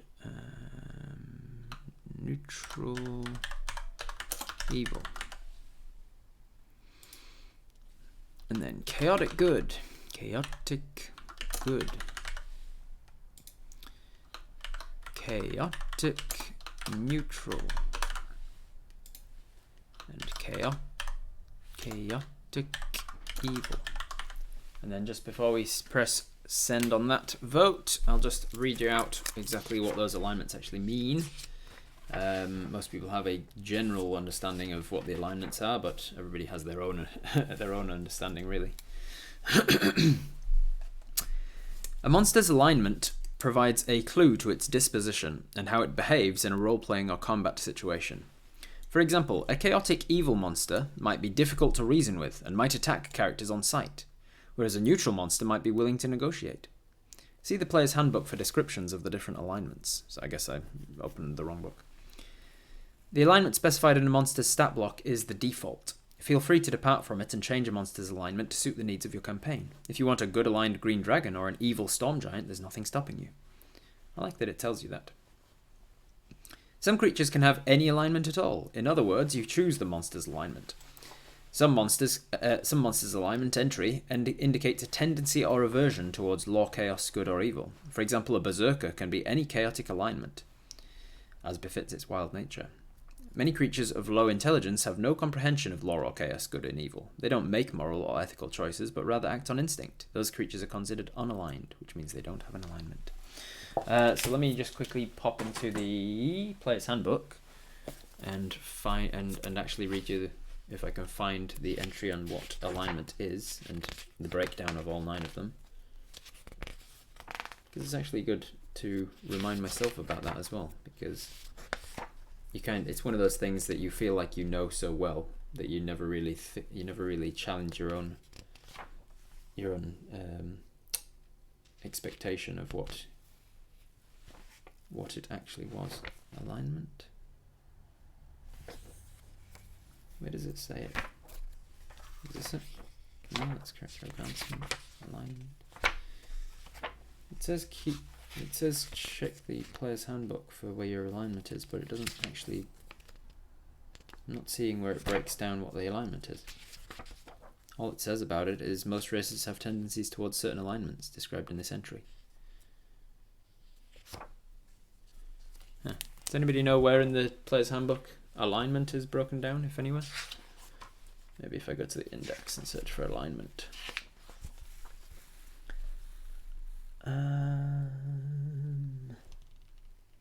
Alignment 122. There we go. Don't know why it's not at the start of the book. It's over there on that page. Thank you, Adria. That helped. Here it is. Alignment. Adria helped me find it. Excuse me.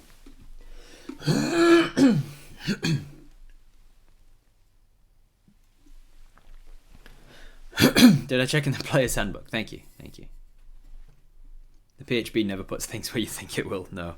Alignment is under backgrounds, which kind of makes sense. I just expect that it's such a character creation important decision that it should have been at the very start of the book where all the other character creation things are.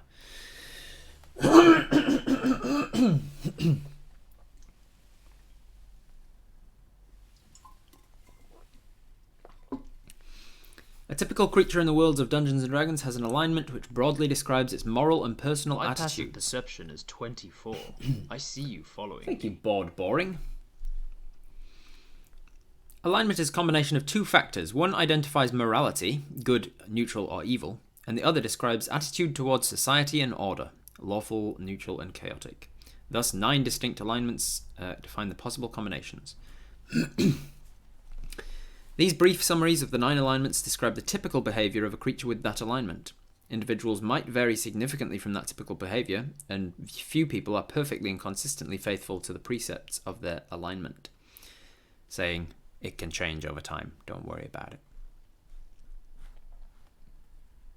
I was going for 4 and 5 minutes. Did we decide on level of sentience? Yes, we did. Agent Kirtle, we decided it was going to be about 4 or 5 out of 5 in the sentience scale. So almost as sentient as a human. Lawful good creatures can be counted on to do the right thing as expected by society. Gold dragons, paladins, and most dwarves are lawful good. If your society says this is a good thing, then they will do that thing. They are good by all definitions of society. Neutral good folk do the best they can to help others according to their needs. Many celestials, some cloud giants, and most gnomes are neutral good. So they're like, I will do good, whatever you need that is good. Whatever an individual decides that is good, they'll do that. That's a good thing. Chaotic good creatures act as their conscience directs, with little regard for what others expect. Copper dragons, many elves, and unicorns are chaotic good. So they're saying, I know what's good for me. I know my own personal morality. I think this is the right thing to do, so I'll do it. Even if society says, you shouldn't do that. It's like, no, this is the right thing to do, and I'll do it. People who do things for the greater good, I guess. The greater good. Hey, thank you, boring. That's very nice of you. We are currently... You've joined in on my first year of streaming. The celebratory stream of me celebrating that exactly 1 year ago today was my very first Twitch stream, and we're creating a monster together. Lawful neutral individuals act in accordance with law, tradition, and personal codes. Many monks and some wizards are lawful neutral. They're like, I will act to society's standards, but I won't always do what is considered the right thing to do.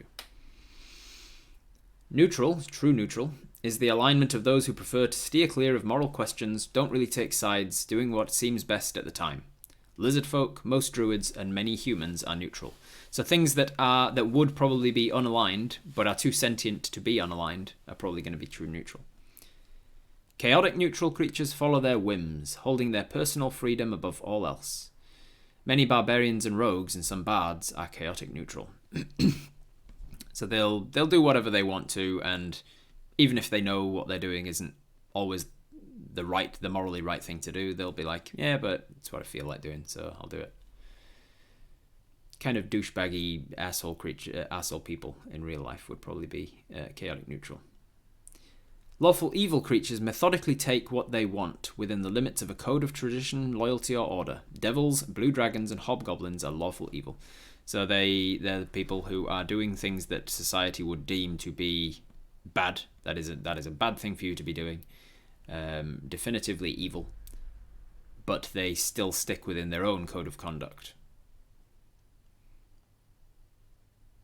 I'm a serial killer, but I don't ever kill women. That would be like a lawful neutral decision. Like still you're an evil person for being a serial killer, but sticking strictly or stringently to your own code of conduct.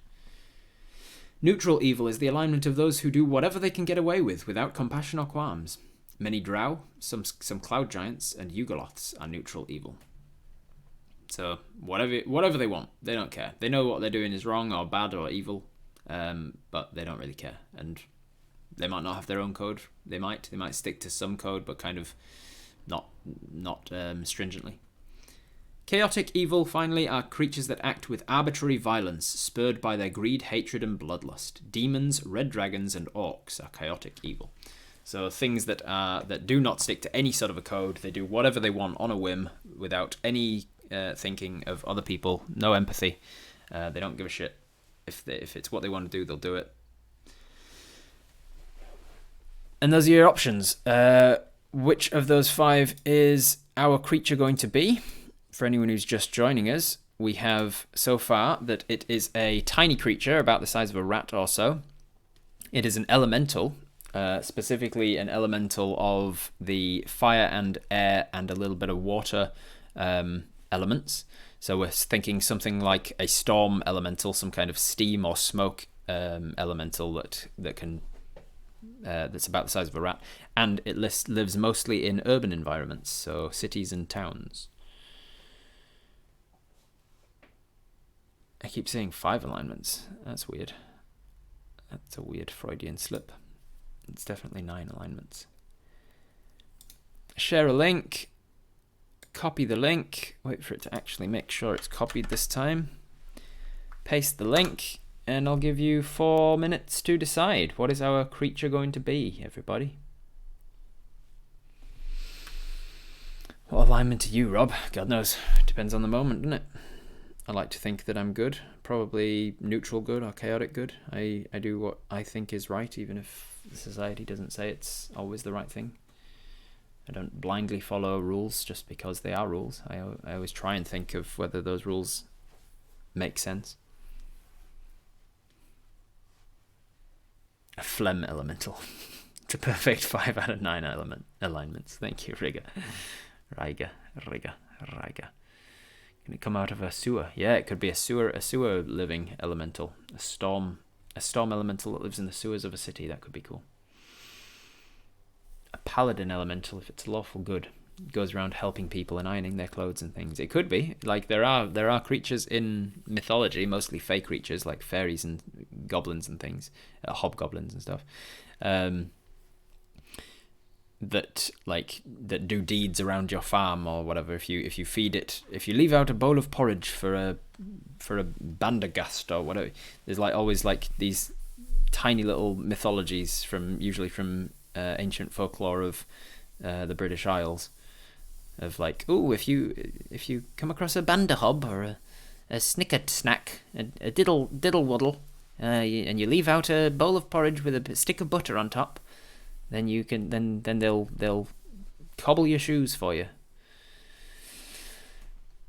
So there would be precedent for an urban creature of tiny size to iron your clothes overnight if it's a lawful good or a neutral good creature or something.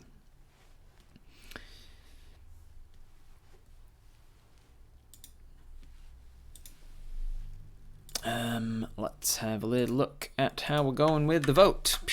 With a couple minutes left, we're looking at maybe it being a chaotic good or chaotic neutral. True neutral coming in a distant third. We're much more in agreement. It's not going to be a neutral evil creature or a lawful neutral creature.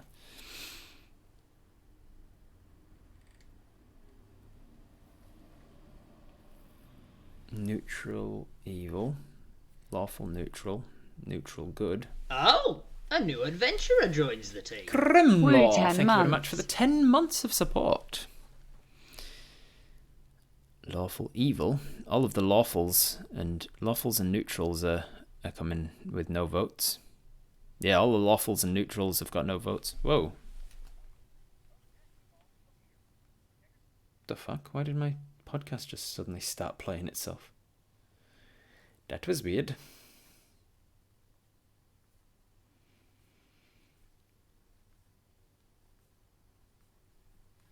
Alright, 1 minute left to decide, everybody. Make sure you get your votes in. Every vote counts. Seems like nobody's interested in the lawful or neutral roles for now. We're looking at chaotic good, chaotic neutral, and chaotic evil, and then true neutral as well. They've got the most votes. A new adventurer joins the team. 4 Fingers, thank you very much for subscribing at tier 1. Did it play a Rickroll? Not this time, Fancy. What the fuck? Why is it doing this?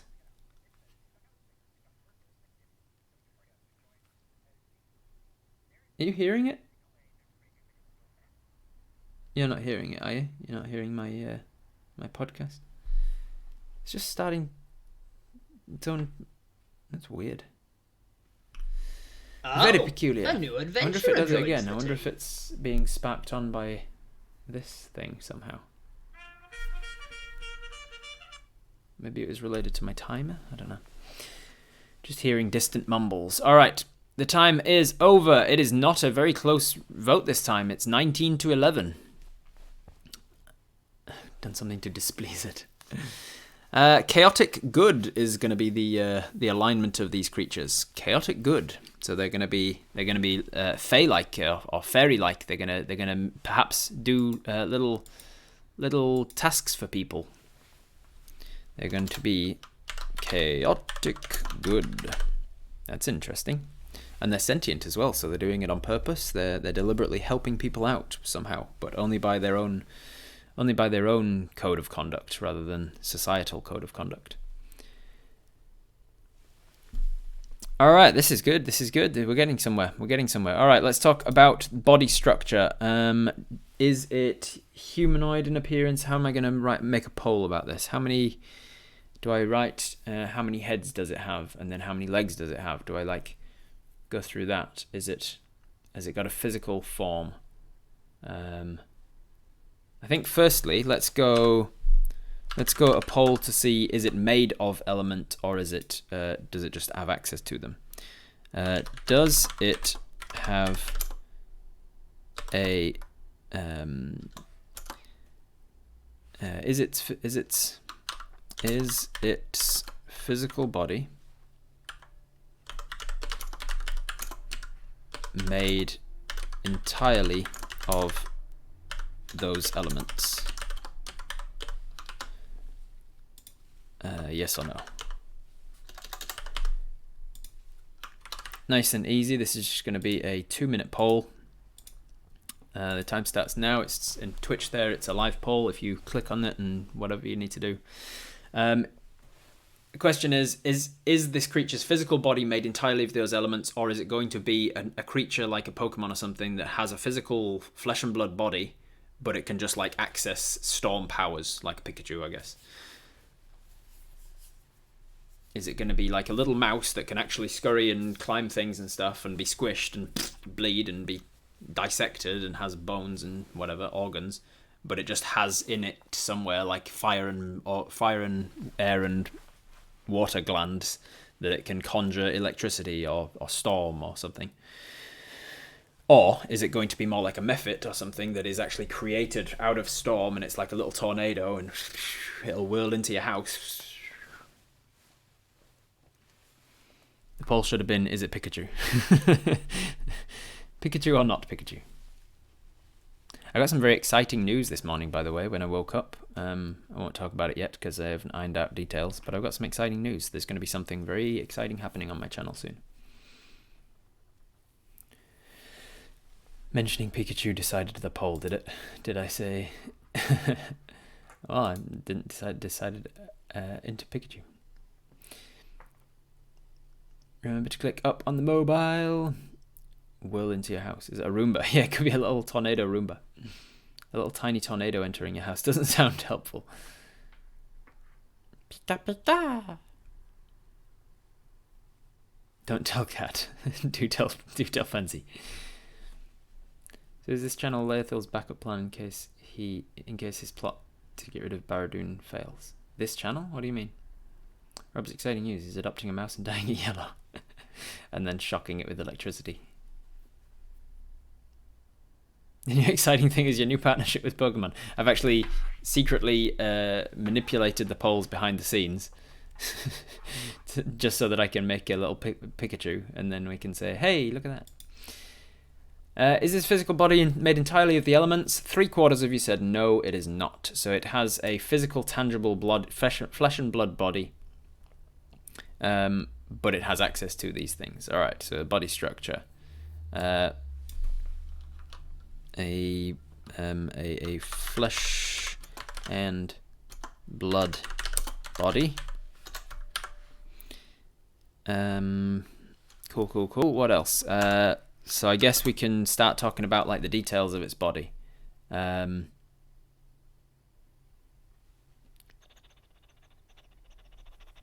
Do I do it? Like, is it going to be two? Maybe if I make them 1 minute polls, like if we do a quick fire round of just like all the different types of, all the different features of a body.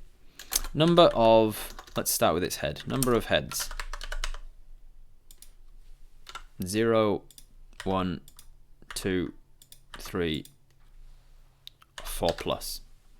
Just a 1 minute poll. How many heads does it have? Does it have 0, 1, 2, 3, or more than 4? 4 or more.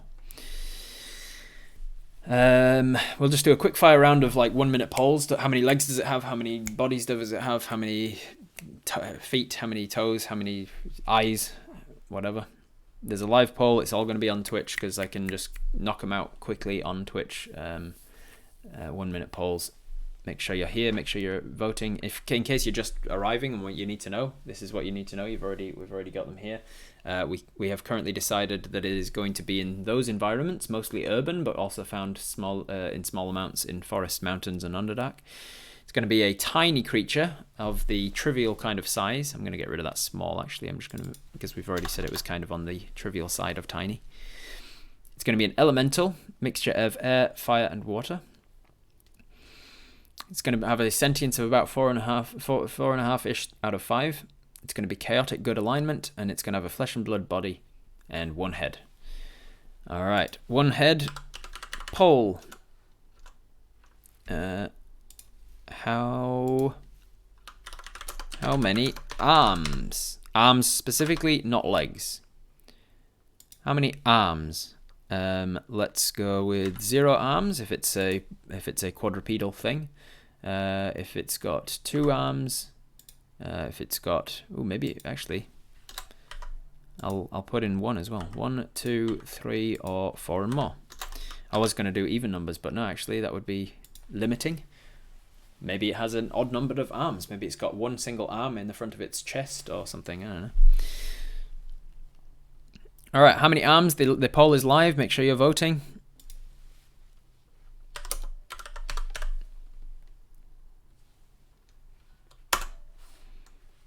These things obviously can't be like compromised like some of these were.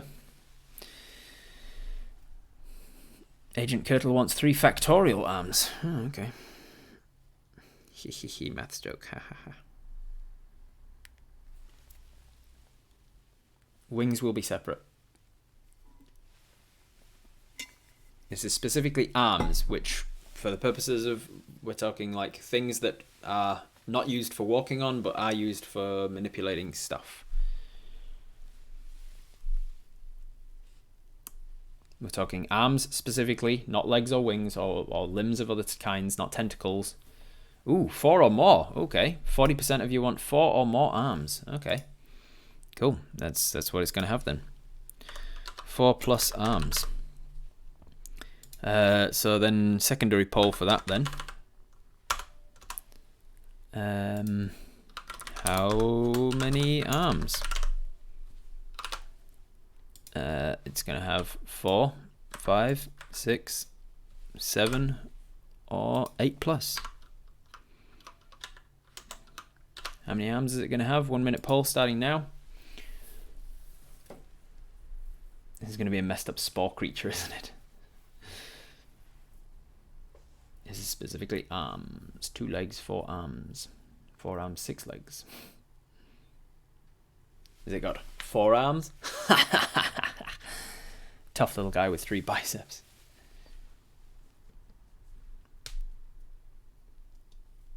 Fire and air is electricity.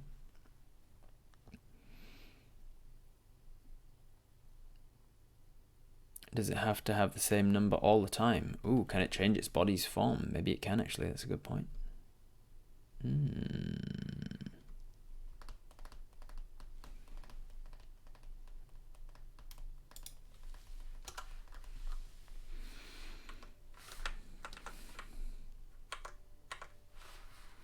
Legs.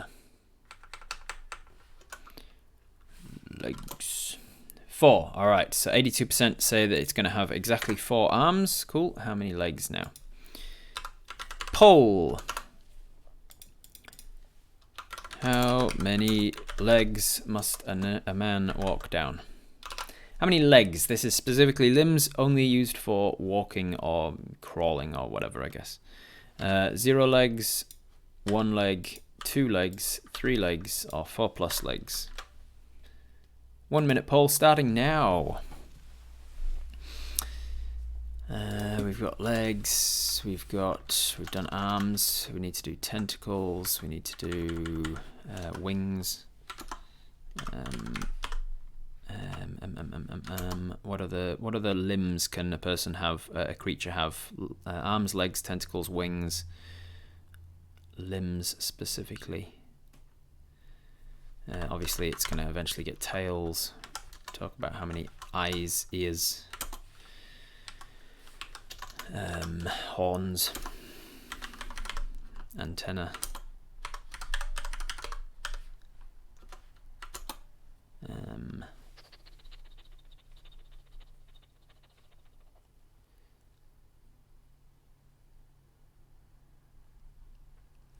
We still haven't chosen wings yet, so you could choose 0 legs, but it uses like a wings, or it uses like a tornado of storm beneath it. All right, 58% said 2. We're going to go with 2 legs, so it's 4 armed, 2 legged. This is looking cool. It kind of looks like a mini Machop in my mind. Fins. Oh yeah, it could have fins. That's a good one. I see you. Thank you. Me. Let's go fins. Next is going to be tentacles. How many tentacles does it have? May not have any at all, but we've got to ask.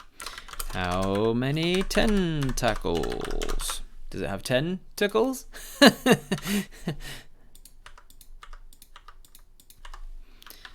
1 minute poll starting now. Who was that? What was the alert that I just missed? Thank you very much to the follow Real McSassy. Can you scroll down, please? Yes, you can.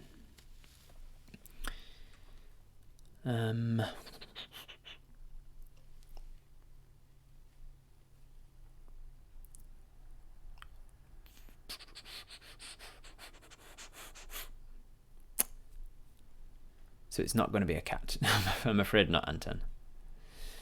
It's a mini Machamp, yeah.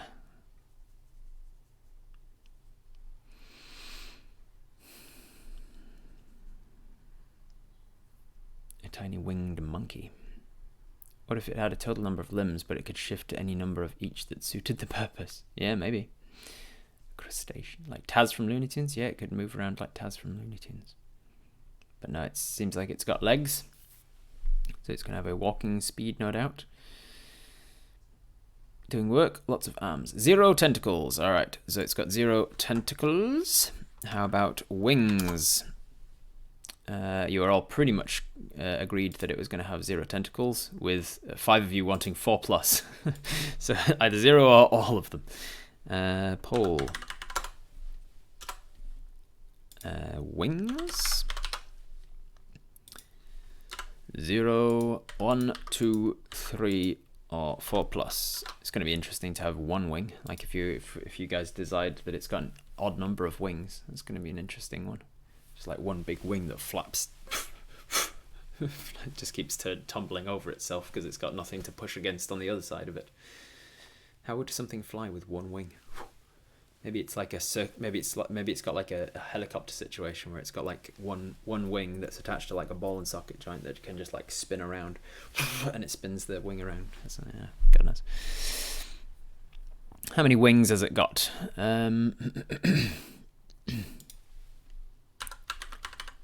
Poll. Sparrow's got 5 more minutes before I've got to head off. Oh, well, we'll see how many of these we get through then with 1 each. 1 rotary ring, like a sail. Yeah.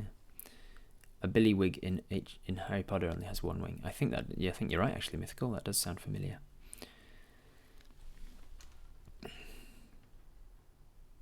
Wings is 2. It's got 2 wings. All right. How many? It's got 2 wings. How many fins? Does it have any fins at all? This includes dorsal fins, pectoral fins, and all the other types of fins that I'm forgetting right now. Dorsal fin, pectoral fins, tail fins.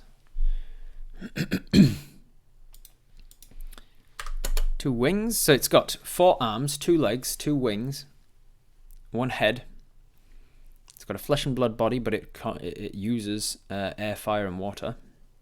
This is exciting. Then tails. How many tails does it have? How many eyes, ears, horns, antenna? What else are we missing? How many mouths? It could be gross. Have no mouths or 7 mouths. What else would we need to know about this little dude? How many heads, shoulders, knees, and toes? Fins is coming to an end. Roll initiative. It's a raid. Who's this? Ben Van Leer raiding with a party of 212. Holy cow. Thank you very much for the raid, Ben. Let me explain what we're doing. 0 fins. Cool. My passive perception is 20. So you've joined me on my year anniversary of my passive perception of streaming. I see you following. Welcome all of Ben's people, and thank you for the follows. If you don't know who I am, I'm Robert Hartley, GM. I'm a dungeon master for Viva la Dirt League and others. I'm a professional dungeon master. I do streaming about 5 times a week on Twitch. My passive perception most of which is D&D related. I see you following me. On Monday nights, if you do like the D&D stuff that Viva does with Ben and myself, thank you very much, all of these people, for the follows. If you do like all of the stuff that I do with Viva, then one of the things I do on a Monday night, usually New Zealand time, is I watch the latest episode of D&D and then I talk about it. I do like a behind-the-scenes commentary, and you get to learn a little bit about what my thinking was when I was creating encounters and stuff for them. My passive perception is 24. So definitely drop a follow like all these people are doing if you are joining from Ben's raid and you haven't seen that I stream yet. I'd love to have you around. And what a perfect time for you to arrive. This is exactly 1 year to the day since I started streaming. My passive perception is 24. I see you following. Thank you for the follows. Today, to celebrate being exactly a year since I started, we are creating a monster from scratch for D&D. We knew literally nothing about this monster, but so far what we have decided about it is that it lives in an urban environment. It also can be found in the forest, mountains, and Underdark, but mostly it'll be found in cities and towns. It is a tiny size, bordering on trivial, so it's going to be something like something around the size of a rat. It is an elemental type creature, so it is created. It accesses. It lives on the planes of the elements, specifically the planes of air, fire, and a little bit of the water plane. So it's going to have something storm-like about it. It's going to be like a little tornado or something, maybe lightning involved, something to do with that. We haven't decided yet. It's quite a sentient creature. We decided that it was going to be just a little below human level intellect for not intellect, but human level sentience. Then it's going to be a chaotic good creature. When you're of the shittiest streams online, suck it, Ben. Chaotic good. It's going to be chaotic good in alignment, meaning that it might be like a little helpful creature, but it's one that you're like, oh god, I wish it would do things my way. I'm happy that it's helping out, but boy is it chaotic. It's going to have a flesh and blood body. It's not going to be made out of storm elements, but it's going to have access to storm elemental magic in some way or another. It's going to have one head, 4 arms, 2 legs, 0 tentacles, 2 wings, 0 fins, and you've joined us just as we're about to decide on how many tails this thing has. Nothing can kill Bob. Okay. Alright, so join us. Stick around for the rest of the stream, people from Ben's Raid, and you can help us decide how many tails must a man walk down before he can call him a man. Is it going to have 0, 1, 2, 3, or 4 or more? Maybe it grows more tails as it ages, yeah. At least the streams have a solid amount of 3-dimensional characters. Hey, JC's got my back. Suck on that, Ben. Have you had an influx of people telling you that your performance in Balin's route was shit? Because I swear I had nothing to do with that. Fucking outrageous. It's got 3 tails with 7 to 12 eyes on each tail. You just turned this way gross, Nye. Gross, way gross. Thank you for all those follows, by the way. What were you doing today, Ben? What were you streaming? What was your art? I assume it was art, or were you tackling some Dark Souls? Yes, I have, you fucking troll. All right, not a consensus, but 1 eked out over 4+, which is why every vote counts. There was only 1 vote in it, so some people wanted more than 4 tails. Other people just wanted the 1. So unfortunately, the 1 has it, because that's how voting works. You were doing some Dark Souls today. Awesome. Dark Souls 3 to be precise. Nice. How many times did you die today? Okay, so 1 tail. How many eyes is it going to have? Poll. How many eyes does this thing have? Eyes? Question mark. 0, 1, 2, 3, or more than 4. 4 or more. 1 minute poll starting now. I've had a lot of people say your performance was very one note. I'm sorry, Rob told me to say that. Well, they're not meant to tell you that I told them to say it. Not that I told them to say it. I mean, I didn't. They're lying. They're all. It's a conspiracy, Ben. It's a conspiracy. I didn't tell them to say anything. They're all working against me. You've got to believe me.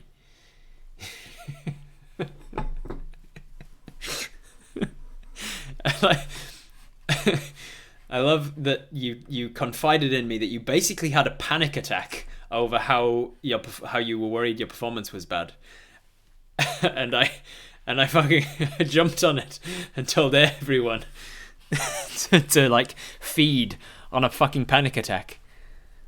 What an asshole! What a gaping asshole! Vote 3. We can get 3. You could get 3 eyes out of this thing.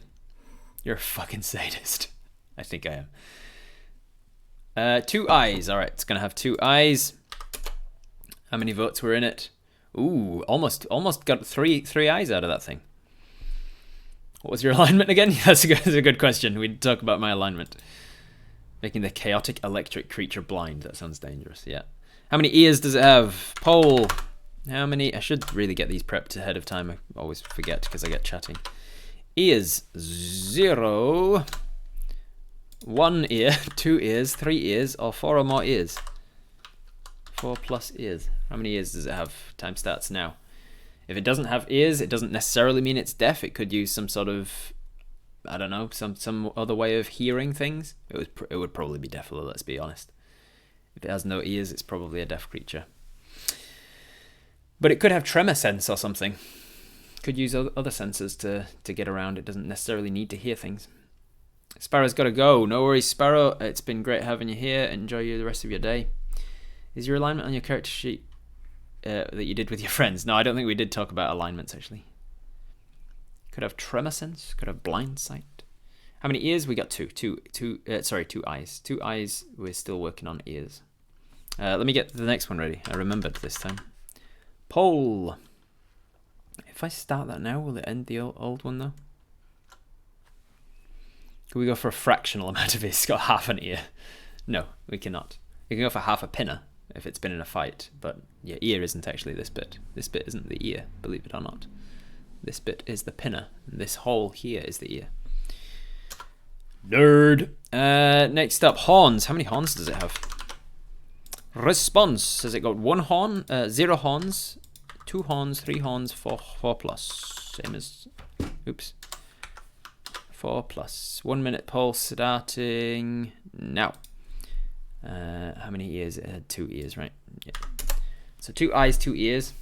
Are there any real animals with more than 2 ears? Genuine question. I'm not. I wouldn't at all be surprised if there were, because you've got animals like crickets that have ears in their knees, 24. and they've got more than 2 legs. Following. So I imagine if they have Roll ears in all of their knees. It's a raid! Thank you very much for the raid. Djex Hell's Bells. How's it going? I imagine it like if a cricket has ears in its knees and it has more than 2 knees, then it would probably have more than 2 ears. Do sensing pips count? Because snakes. Oh yeah, it could. Maybe it can have a Jacobson's organ. Let me just other sensory organs, just to get all of them combined there. How many horns does it have? How was your stream, Hell's Bells? Ooh, 4 plus horns. Bloody hell. Okay, cool. I guess that's happening. Poll. How many horns? Horns part 2. Is it gonna have 4, 5, 6, 7, or more than 8 horns? How many horns is this thing gonna have? Maybe it's gonna be like a bloody maybe it's going to be like a Darth Maul with like lots of tiny little nubbing horns all the way around its head. Damn it, wanted to make a joke and I end up getting schooled, shaking my head. That's what I was thinking, crickets or whatever with their weird knee ears. Your face is a weird knee ear, Ben, says Adria. That wasn't me. Rob! All the best for your stream anniversary. Thank you very much, Hell's Bells. Good to have you here. Can horns be like talons? No, talons would be on the ends of the fingers, I guess. I guess we do need to talk about toes and fingers / claws / talons. Toes / talons and fingers / claws on each foot. 4 horns. All right, it's going to have fawns. How many antenna? Does it have any antennae? Antenna. Antennae. Does it have 10 of them?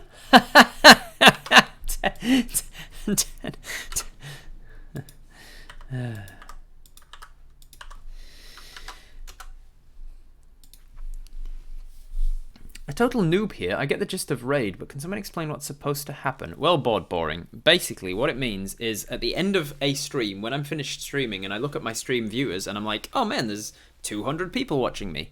I don't want to just end my stream and everybody just goes about their business. So instead, I help out my fellow streamers, my fellow friends, and I say, I'm going to take you guys all across to so-and-so's channel, and I'm going to show you another channel that you should be watching, because he does good content as well. And so you raid them, you type raid into the chat, and then the people watching don't have to do anything about it. They just get taken over to the other channel. So a moment later, 1 minute they're watching me, and then the next minute they're watching Ben. And it's a way of the streamers supporting each other. It's a way of kind of keeping people on Twitch for longer than they would otherwise stay on Twitch, I guess, which is why Twitch does it. And the people watching get a little bit of a benefit from it as well, because if you join a raid, if you continue a raid with them, no antenna, okay. How many mouths? God, I hope this isn't a weird number. How many mouths does it have? 0. Maybe it doesn't need to eat. Maybe it subsists on some sort of energy. Maybe it lives on lightning or storm energy of some sort. But yeah, basically that's it, Bod. Cutie little horned lizard. Could be. Proboscis. Does it have a proboscis? I guess that would come under mouth and mouth parts. If you want it to have a proboscis, it can have a I guess I can put that as a separate thing, like teeth proboscis / mandibles. So we'll have to decide once we've decided how many mouths it has, we can decide at that point like what type of mouth it has. Zippy Bear, let's make it a weird number. Yeah, if you're lurking in a raid, you end up going on a raid train. My passive perception It's got is one mouth. 24. All right. I see you following me. Thank you for the follow.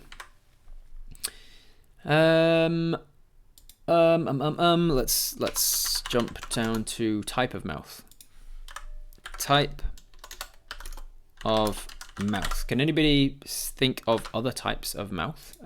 We've got, not that I can see you now because the poll covers up the chat, so it's pointless me asking, I guess. We've got jaws.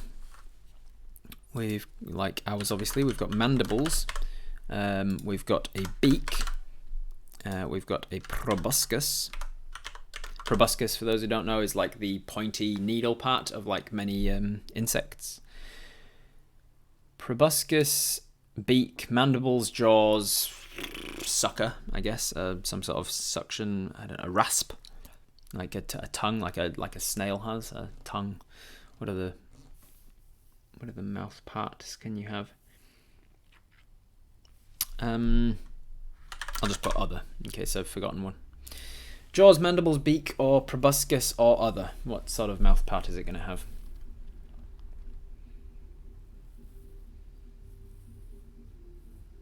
You gonna roll for any of the stats? No, we're gonna decide on all the stats. Oof! Look at all these people talking.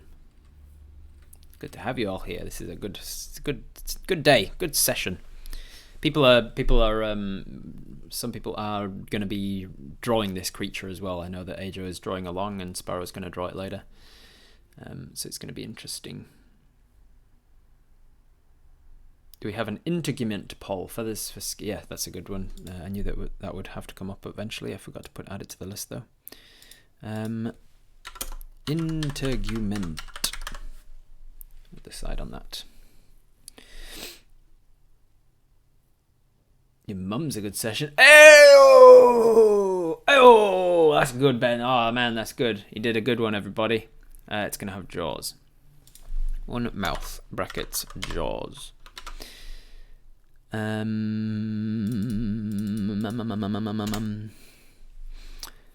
it's gonna have teeth, I guess. So while we're on mouths, let's talk about its teeth. Teeth? Question mark. No teeth.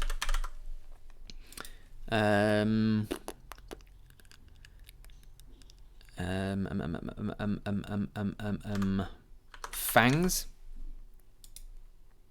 This is, how am I gonna do this? I suppose this is about diet really more than teeth, because it's like, I'm gonna ask, is it carnivorous teeth? Carnivorous teeth, by which I mean think like a dog's tooth, like big canines, teeth for tearing flesh, that sort of stuff. Carnivorous teeth. Omnivorous teeth, which is kind of like us, the omnivorous teeth, which is the canines don't tend to be quite as fang-like. We've got teeth for crushing, but also teeth for cutting. And then herbivorous teeth, which is mostly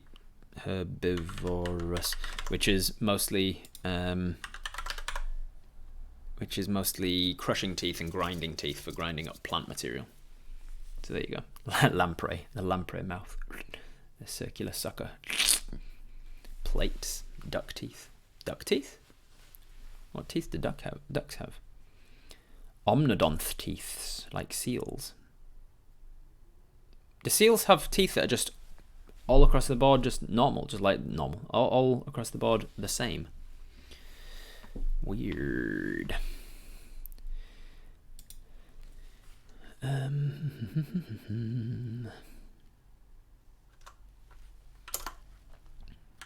Nose or snout? I think that is a good one, actually. We could. Does it have a long snout, or does it have a nose? Nose, snout, or trunk? What other noses can there be?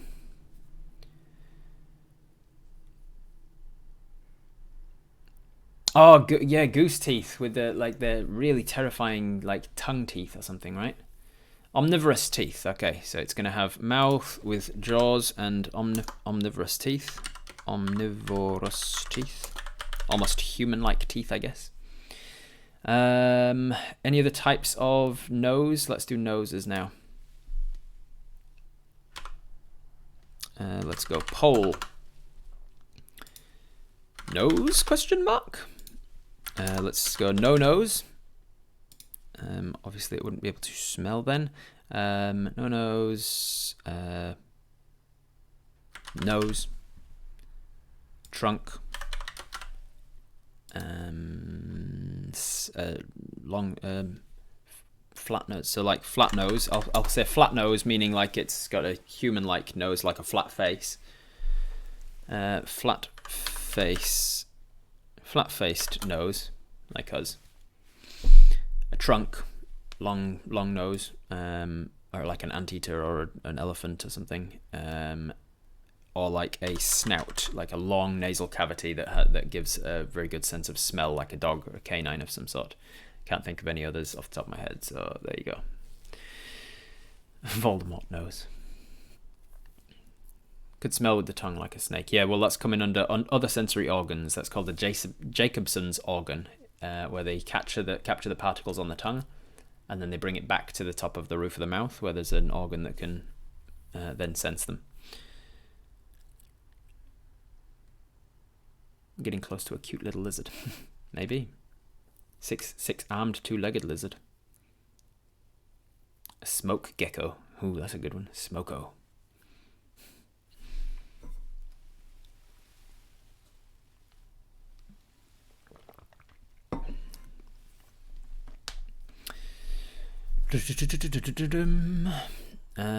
What's up next? We'll do the other sensory organs next. Starting to think some people are agreeing to vote together or something. My passive what are you perception talking about? is 24. Snout. It's gonna have a snout. I see you following me. Snout. It's gonna have a long sort of canine-like snout, it seems. That's interesting. Thank you for the follow, whoever that was. Let's go other sensory organs. Other sensory organs. If you can think of any other sensory organs right now, which it's just going to be a yes/no answer. A minute starting now. Yes, no. If you can think of anything else. So maybe it's got a Jacobson's organ. Maybe it's got like an eye-like thing in the middle of its head that can only tell like temperature. Maybe it's got a long, almost tentacle-like protrusion that can sense fear. I don't know.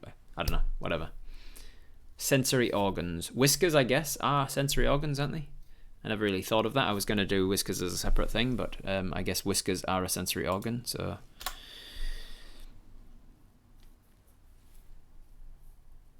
Can it see UV? Yeah, but probably through its eyes if it can. A divine sense? An undead sense? Whiskers. What is its skin covered in? That's going to come under integument. Maybe we should do that one next. Alright, so 3/4 of you say that it does have other sensory organs, so let's go Whiskers first, because that's the one that a lot of people talked about, that I think a lot of people are still thinking about. Whiskers, yes or no? Obviously, we're not going to vote on how many whiskers it has, just does it have them? Does it have whiskers? And then we're going to do integumentary. Like, what is its skin?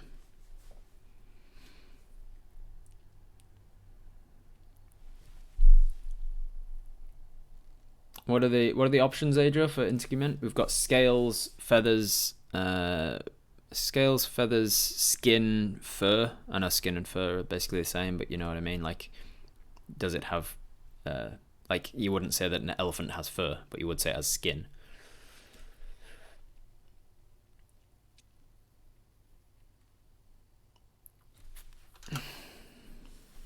Feathers, skin, scales, fur, or a mix. Yeah, that's a good 5. Kind of voted for Whiskers when we chose snout. Not necessarily. Like, snout was about like its sense of smell. Like, does it have a good sense of smell? If it's got a snout, then it's most likely got a good sense of smell. It has whiskers. The other thing next, let's go with this is going to be is it integumentary system. Integumentary system. Does it have skin? Does it have fur? Does it have feathers? Does it have scales? Or does it have a mixture? 1 minute to decide, starting now. Elephants have hair. I know elephants have hair. I said elephants don't have fur. Elephants have integumentary system, which is your skin system. Pangolins have scales, yeah. Some lovely chitin, yeah. So the chitin would still be like scales. You'd say scales, and then you'd decide what the scales are made of, which is chitin or something. What else can scales be made of other than chitin? Keratin, I guess. Keratin and chitin. Organic chainmail, that's cool. A carapace, an exoskeleton. Yeah, maybe it has a shell. Does yeah, that's the next one. Does it have a shell?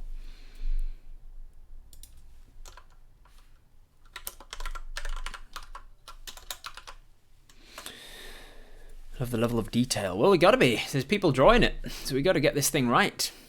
It's gonna be a Ninja Turtle. Whatever cochineal is. It's going to have a mixture. That's not helpful to me, but it's going to have mixture. Most people said, the next most said fur and scales, so a mixture of something. I guess we can. I can't be going into the levels of details of the mixture that we're going to have, but it's going to have mixture of fur / feathers / skin / scales. I don't know. Maybe we'll come back to that. I don't feel like getting into any more detail about that right now, but we'll you can decide for yourselves, or we can decide later. Poll. Let's go shell. Does it have a shell? This one's just a simple yes or no. Yes. No. Does it have a shell?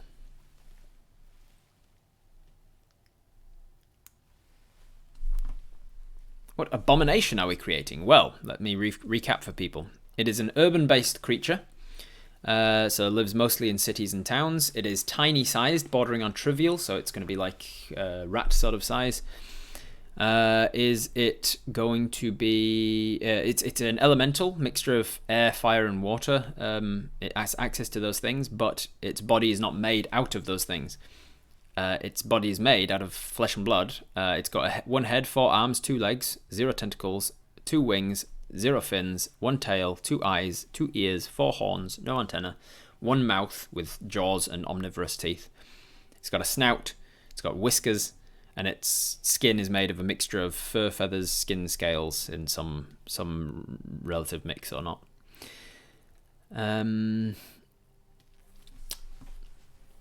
Bats have 4 arms. No, bats have 2 arms. They have wings. No shell. All right, no shell. No shell. Toes or talons. How many? Let's go with how many toes on each foot. How many toes / talons on each foot? The foot being the...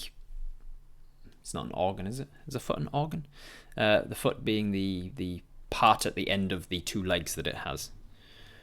How many toes or talons on the end of each foot? Does it have 0, 1, 2, 3, or more than 4? 1 minute starting now.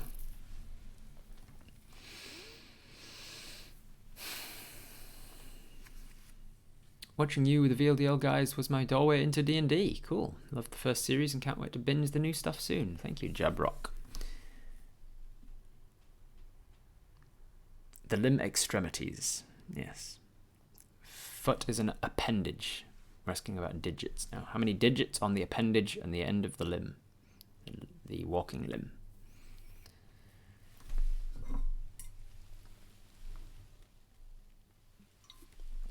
Everyone remember to vote.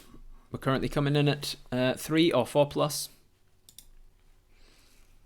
It's very close. Every vote counts. You might sway the vote with your 1 vote. It's not like voting in the US election. You really can tip a tide of a vote with a single vote in this in a stream of this many people. 4 plus. All right. So supplementary. I figured it might be 4 plus. Toes / talons on each foot. 4, 5, 6, 7, or 8 plus. Go. Oof, attacked. Valid, but still an attack. Damn, those 2 came clutch for a 4 plus gang. Yep. I was so mad I missed the live behind the scenes episode for the newest one. Bugger! Sorry, it was had to be at a different time because I was unable to do the regular time. But you can still catch it on the VOD, the video on demand. It's on my channel. You can still watch it. Go back. You can watch the you 8 plus people. I'm watching you. There's 6 people who want 8 plus feet, toes or talons on each foot. We're making a mythical creature. It can have as many as we want.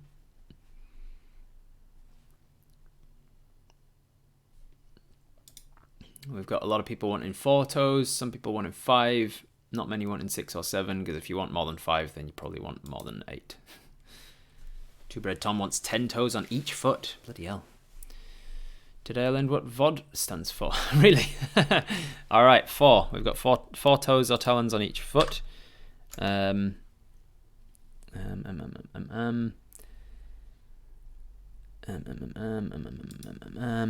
then we've got similar question. How many fingers / claws on each hand? So it's got 4 limbs, 4 arms, remember? 0, 1, 2, 3, or 4 plus. 1 minute. Time starts now. There's 150 of you. Make sure that you're voting. Every vote counts. Literally comes down to 1 vote so many times. Video on demand. Yeah, you've never heard that before. You've just heard everybody referring to it as VOD. Catch it on the VODs. Can we have like 2 toes or paws and 2 talons on 2 toes and 2 talons on each foot? Maybe if we want suckers and not talons. Maybe, but we did specifically say that there are no tentacles on this creature, so I don't think suckers is appropriate. I laughed way too hard at 1 finger on each hand. Just one fingered claws. One claw, one finger. 4 fingers in total. Currently voting for 4+. Definitely going to take the lead. So let me start setting up the poll for the next one. And 4+, of course. So fingers, toes, fingers / claws. 4, 5, 6, 7, or 8+. How many fingers or claws on each hand? Somewhere between 4 and 8+, it seems. Look up Mononicus. Mononicus is a real life creature with 1 finger, it seems. Okay, let me look that up in the minute that I'm waiting for this poll to come in. Mononicus. Mononicus. Aw, it's flipping me the bird, look. It's the Ace of Spades. The Ace of Spades! The Ace of Spades!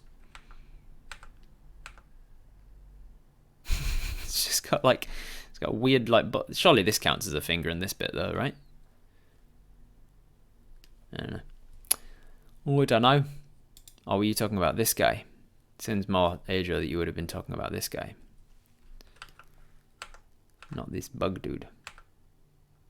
No, but he's got 3 claws.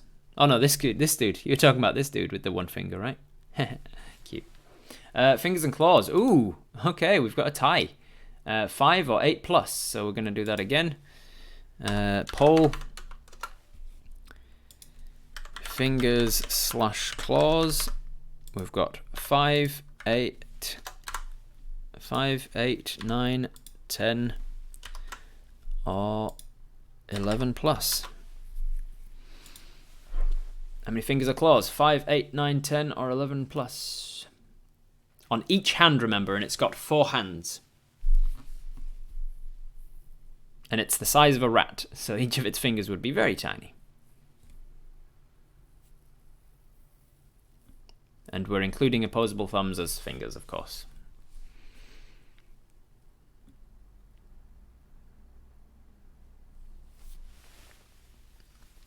He does have 2 sets. Could do 5 on one and 8 on another. Yep, could do. Could be that on one hand he's got he's on one set of hands he's got 2. It has 2 sets of 5 fingers, and on the other set of hands it's got a set of 11+. Who the fuck is voting for 11+ fingers on each hand?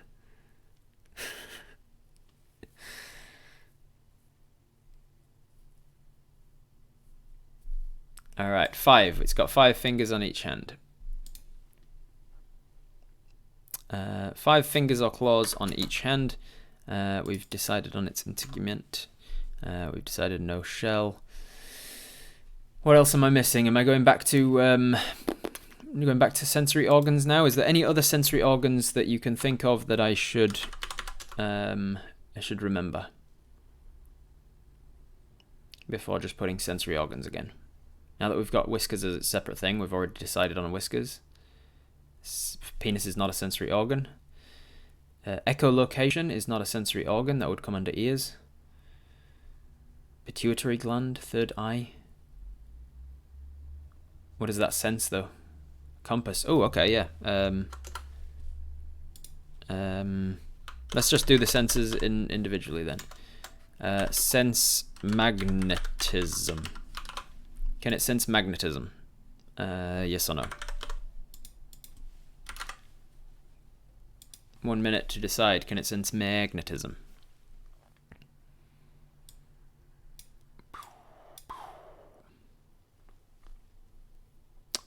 What else? Temperature. Something to do with storms, yeah.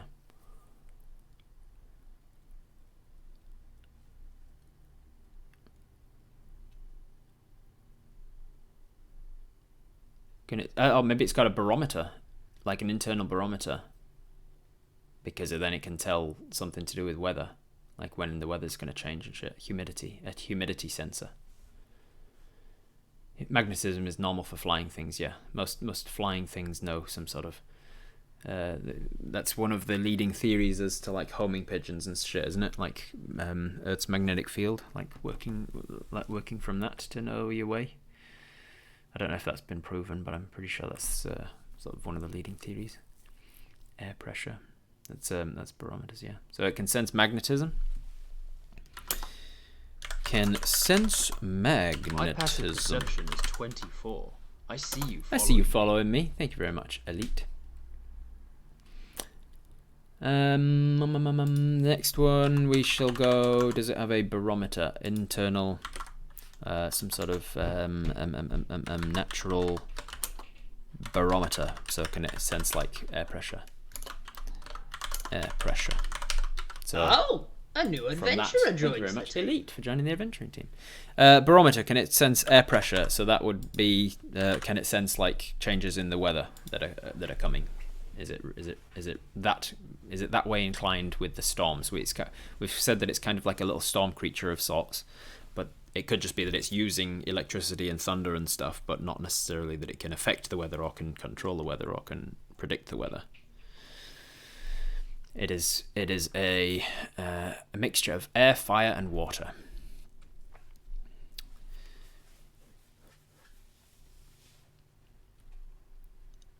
We may have to turn this into a two-part stream, based on like if I just desperately need a break from it eventually.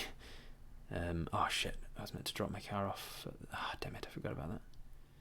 I was meant to drop my car off for a waft this morning. Oops. Well, guess I haven't done that.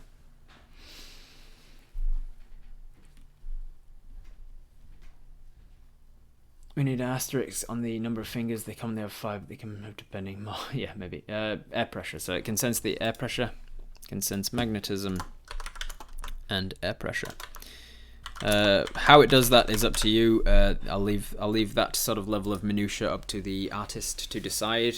Does it have like tiny little fillet on top of its head to sense the air pressure, or does it have like glands on its skin like a does it have little magnetism glands on its skin like sharks do, or whatever like that? It sends static electricity. Migraine's okay. It got past the aurora stage and into the headachy stage now, but I took paracetamol for it, so it's not too bad. A lot going on for one creature. Yes, it does sound like that, yes. Cool. Any other sensory organs that I do what I want? You're not my real dad. I think we're done with its physical body now. Can anybody think of anything about its body that I haven't asked already? If I haven't, like, we've determined a hell of a lot about what this thing looks like, about how big it is. We know that it's color, asymmetry, reproductive, color, a long or a short tail. Yeah, we could decide on like. Yeah, we haven't talked about its tail in more detail, have we? Oh, it's sticky hands, not claws. Like because it could have hands like a lizard, like a gecko, or hands like a little mouse. Gender, it's both genders, or all genders, or neither gender. It is enough genders that it needs to reproduce. We're not creating one specific creature. We're creating a race of creatures. Of spines or spikes, frills. Spines and spikes. Have we got spines? Have we talked about spines and spikes? We've talked about horns, but we've not talked about spines and spikes, I guess. Yeah, so that's another one. Spines / spikes. Yes or no? Does it have spines down its head and back, or does it not?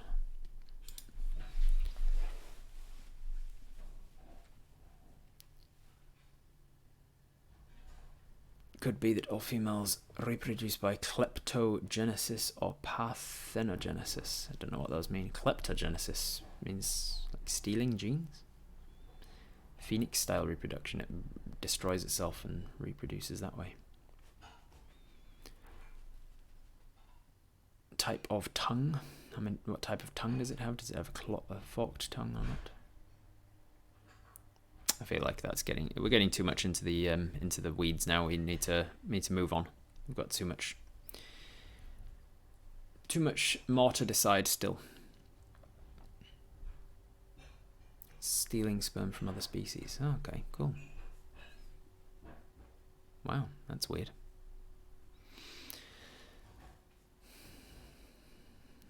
No worries, Biscactus. Thank you for popping by.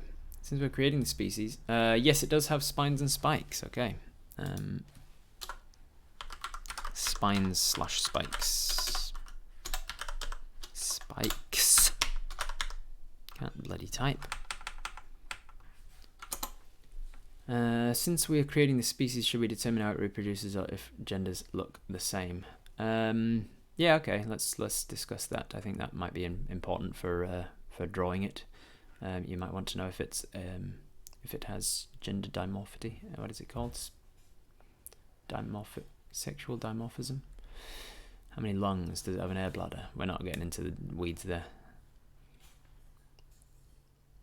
All right. Let's go.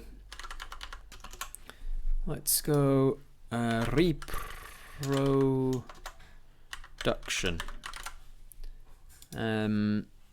Sexual reproduction, meaning it has more than one gender that has to more than one sex rather that has to be involved in reproducing that way. Asexual reproduction, meaning it can reproduce with only one partner. It's not a partner then, is it? Only one member. Can it go? I think there's like when you boil it all down to the basics, that's basically it, isn't it? Do you need more than one partner in order to reproduce, or do you not? Asexual reproduction has lots of different possibilities to it, so you can split yourself into two. You can burn like a phoenix and come again from the ashes. You could just be born pregnant and just have the next one within you that you produce that way. Lots of different types of asexual reproduction, but when it comes down to it, does not meet the community guidelines because it says the word sexual in it. Okay, let's reword it to meet community guidelines. 2 partners, no partner needed. There you go. Actually, let's go 3 partners or more then, if we're gonna be into it, because hey, it's a fantasy creature. Maybe it's a specific type of sexual reproduction where they've got like 4 different sexes or whatever. I know that there's a race in Starfinder, which is a tabletop role-playing game, where there are 3 different types of sexes. 2 of them have to donate their gametes, and then one of them has to be the host. And so there are different.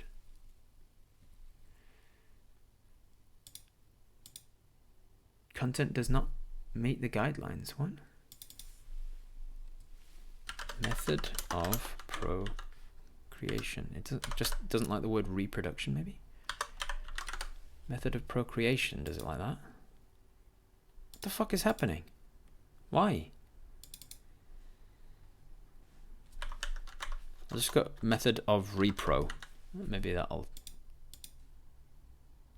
It doesn't like the word procreation or reproduction. The fuck, Twitch? Method of baby making.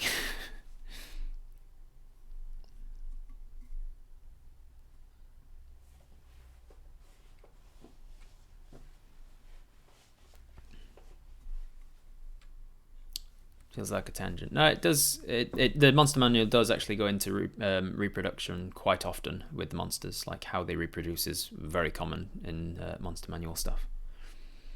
And it does make a difference if the male of a species is different to the female of a species. That comes up quite a lot, like the Striders. Striders? Male Striders and female Striders are very different monsters. So it can make a difference.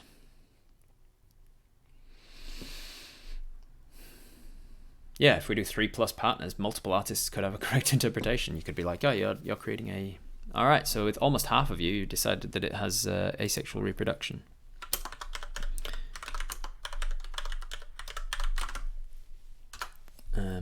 Yeah, it's almost, I would say almost every time it talks, the monster manual goes into like where these creatures come from. Like, are they spawned out of something else, or are they hatched from eggs or whatever? Cool. I think we've got all that we need from that then. So let's go. Which should be next? Should we start making its stats? I guess. I think we should actually start on its stat block. We know that we know what it looks like. We know how big it is. We know what it's made out of. We need to start actually knowing what it can do. So that is a good time for me to take a break. I need to go pee and probably get a little something to eat or something. I'm going to take a 15-minute break. I'm just going to go and chill out and do something else for a bit. I've been streaming for 3.25 hours now, so I'm starting to feel the sameness drain. And I want to come back a little bit refreshed.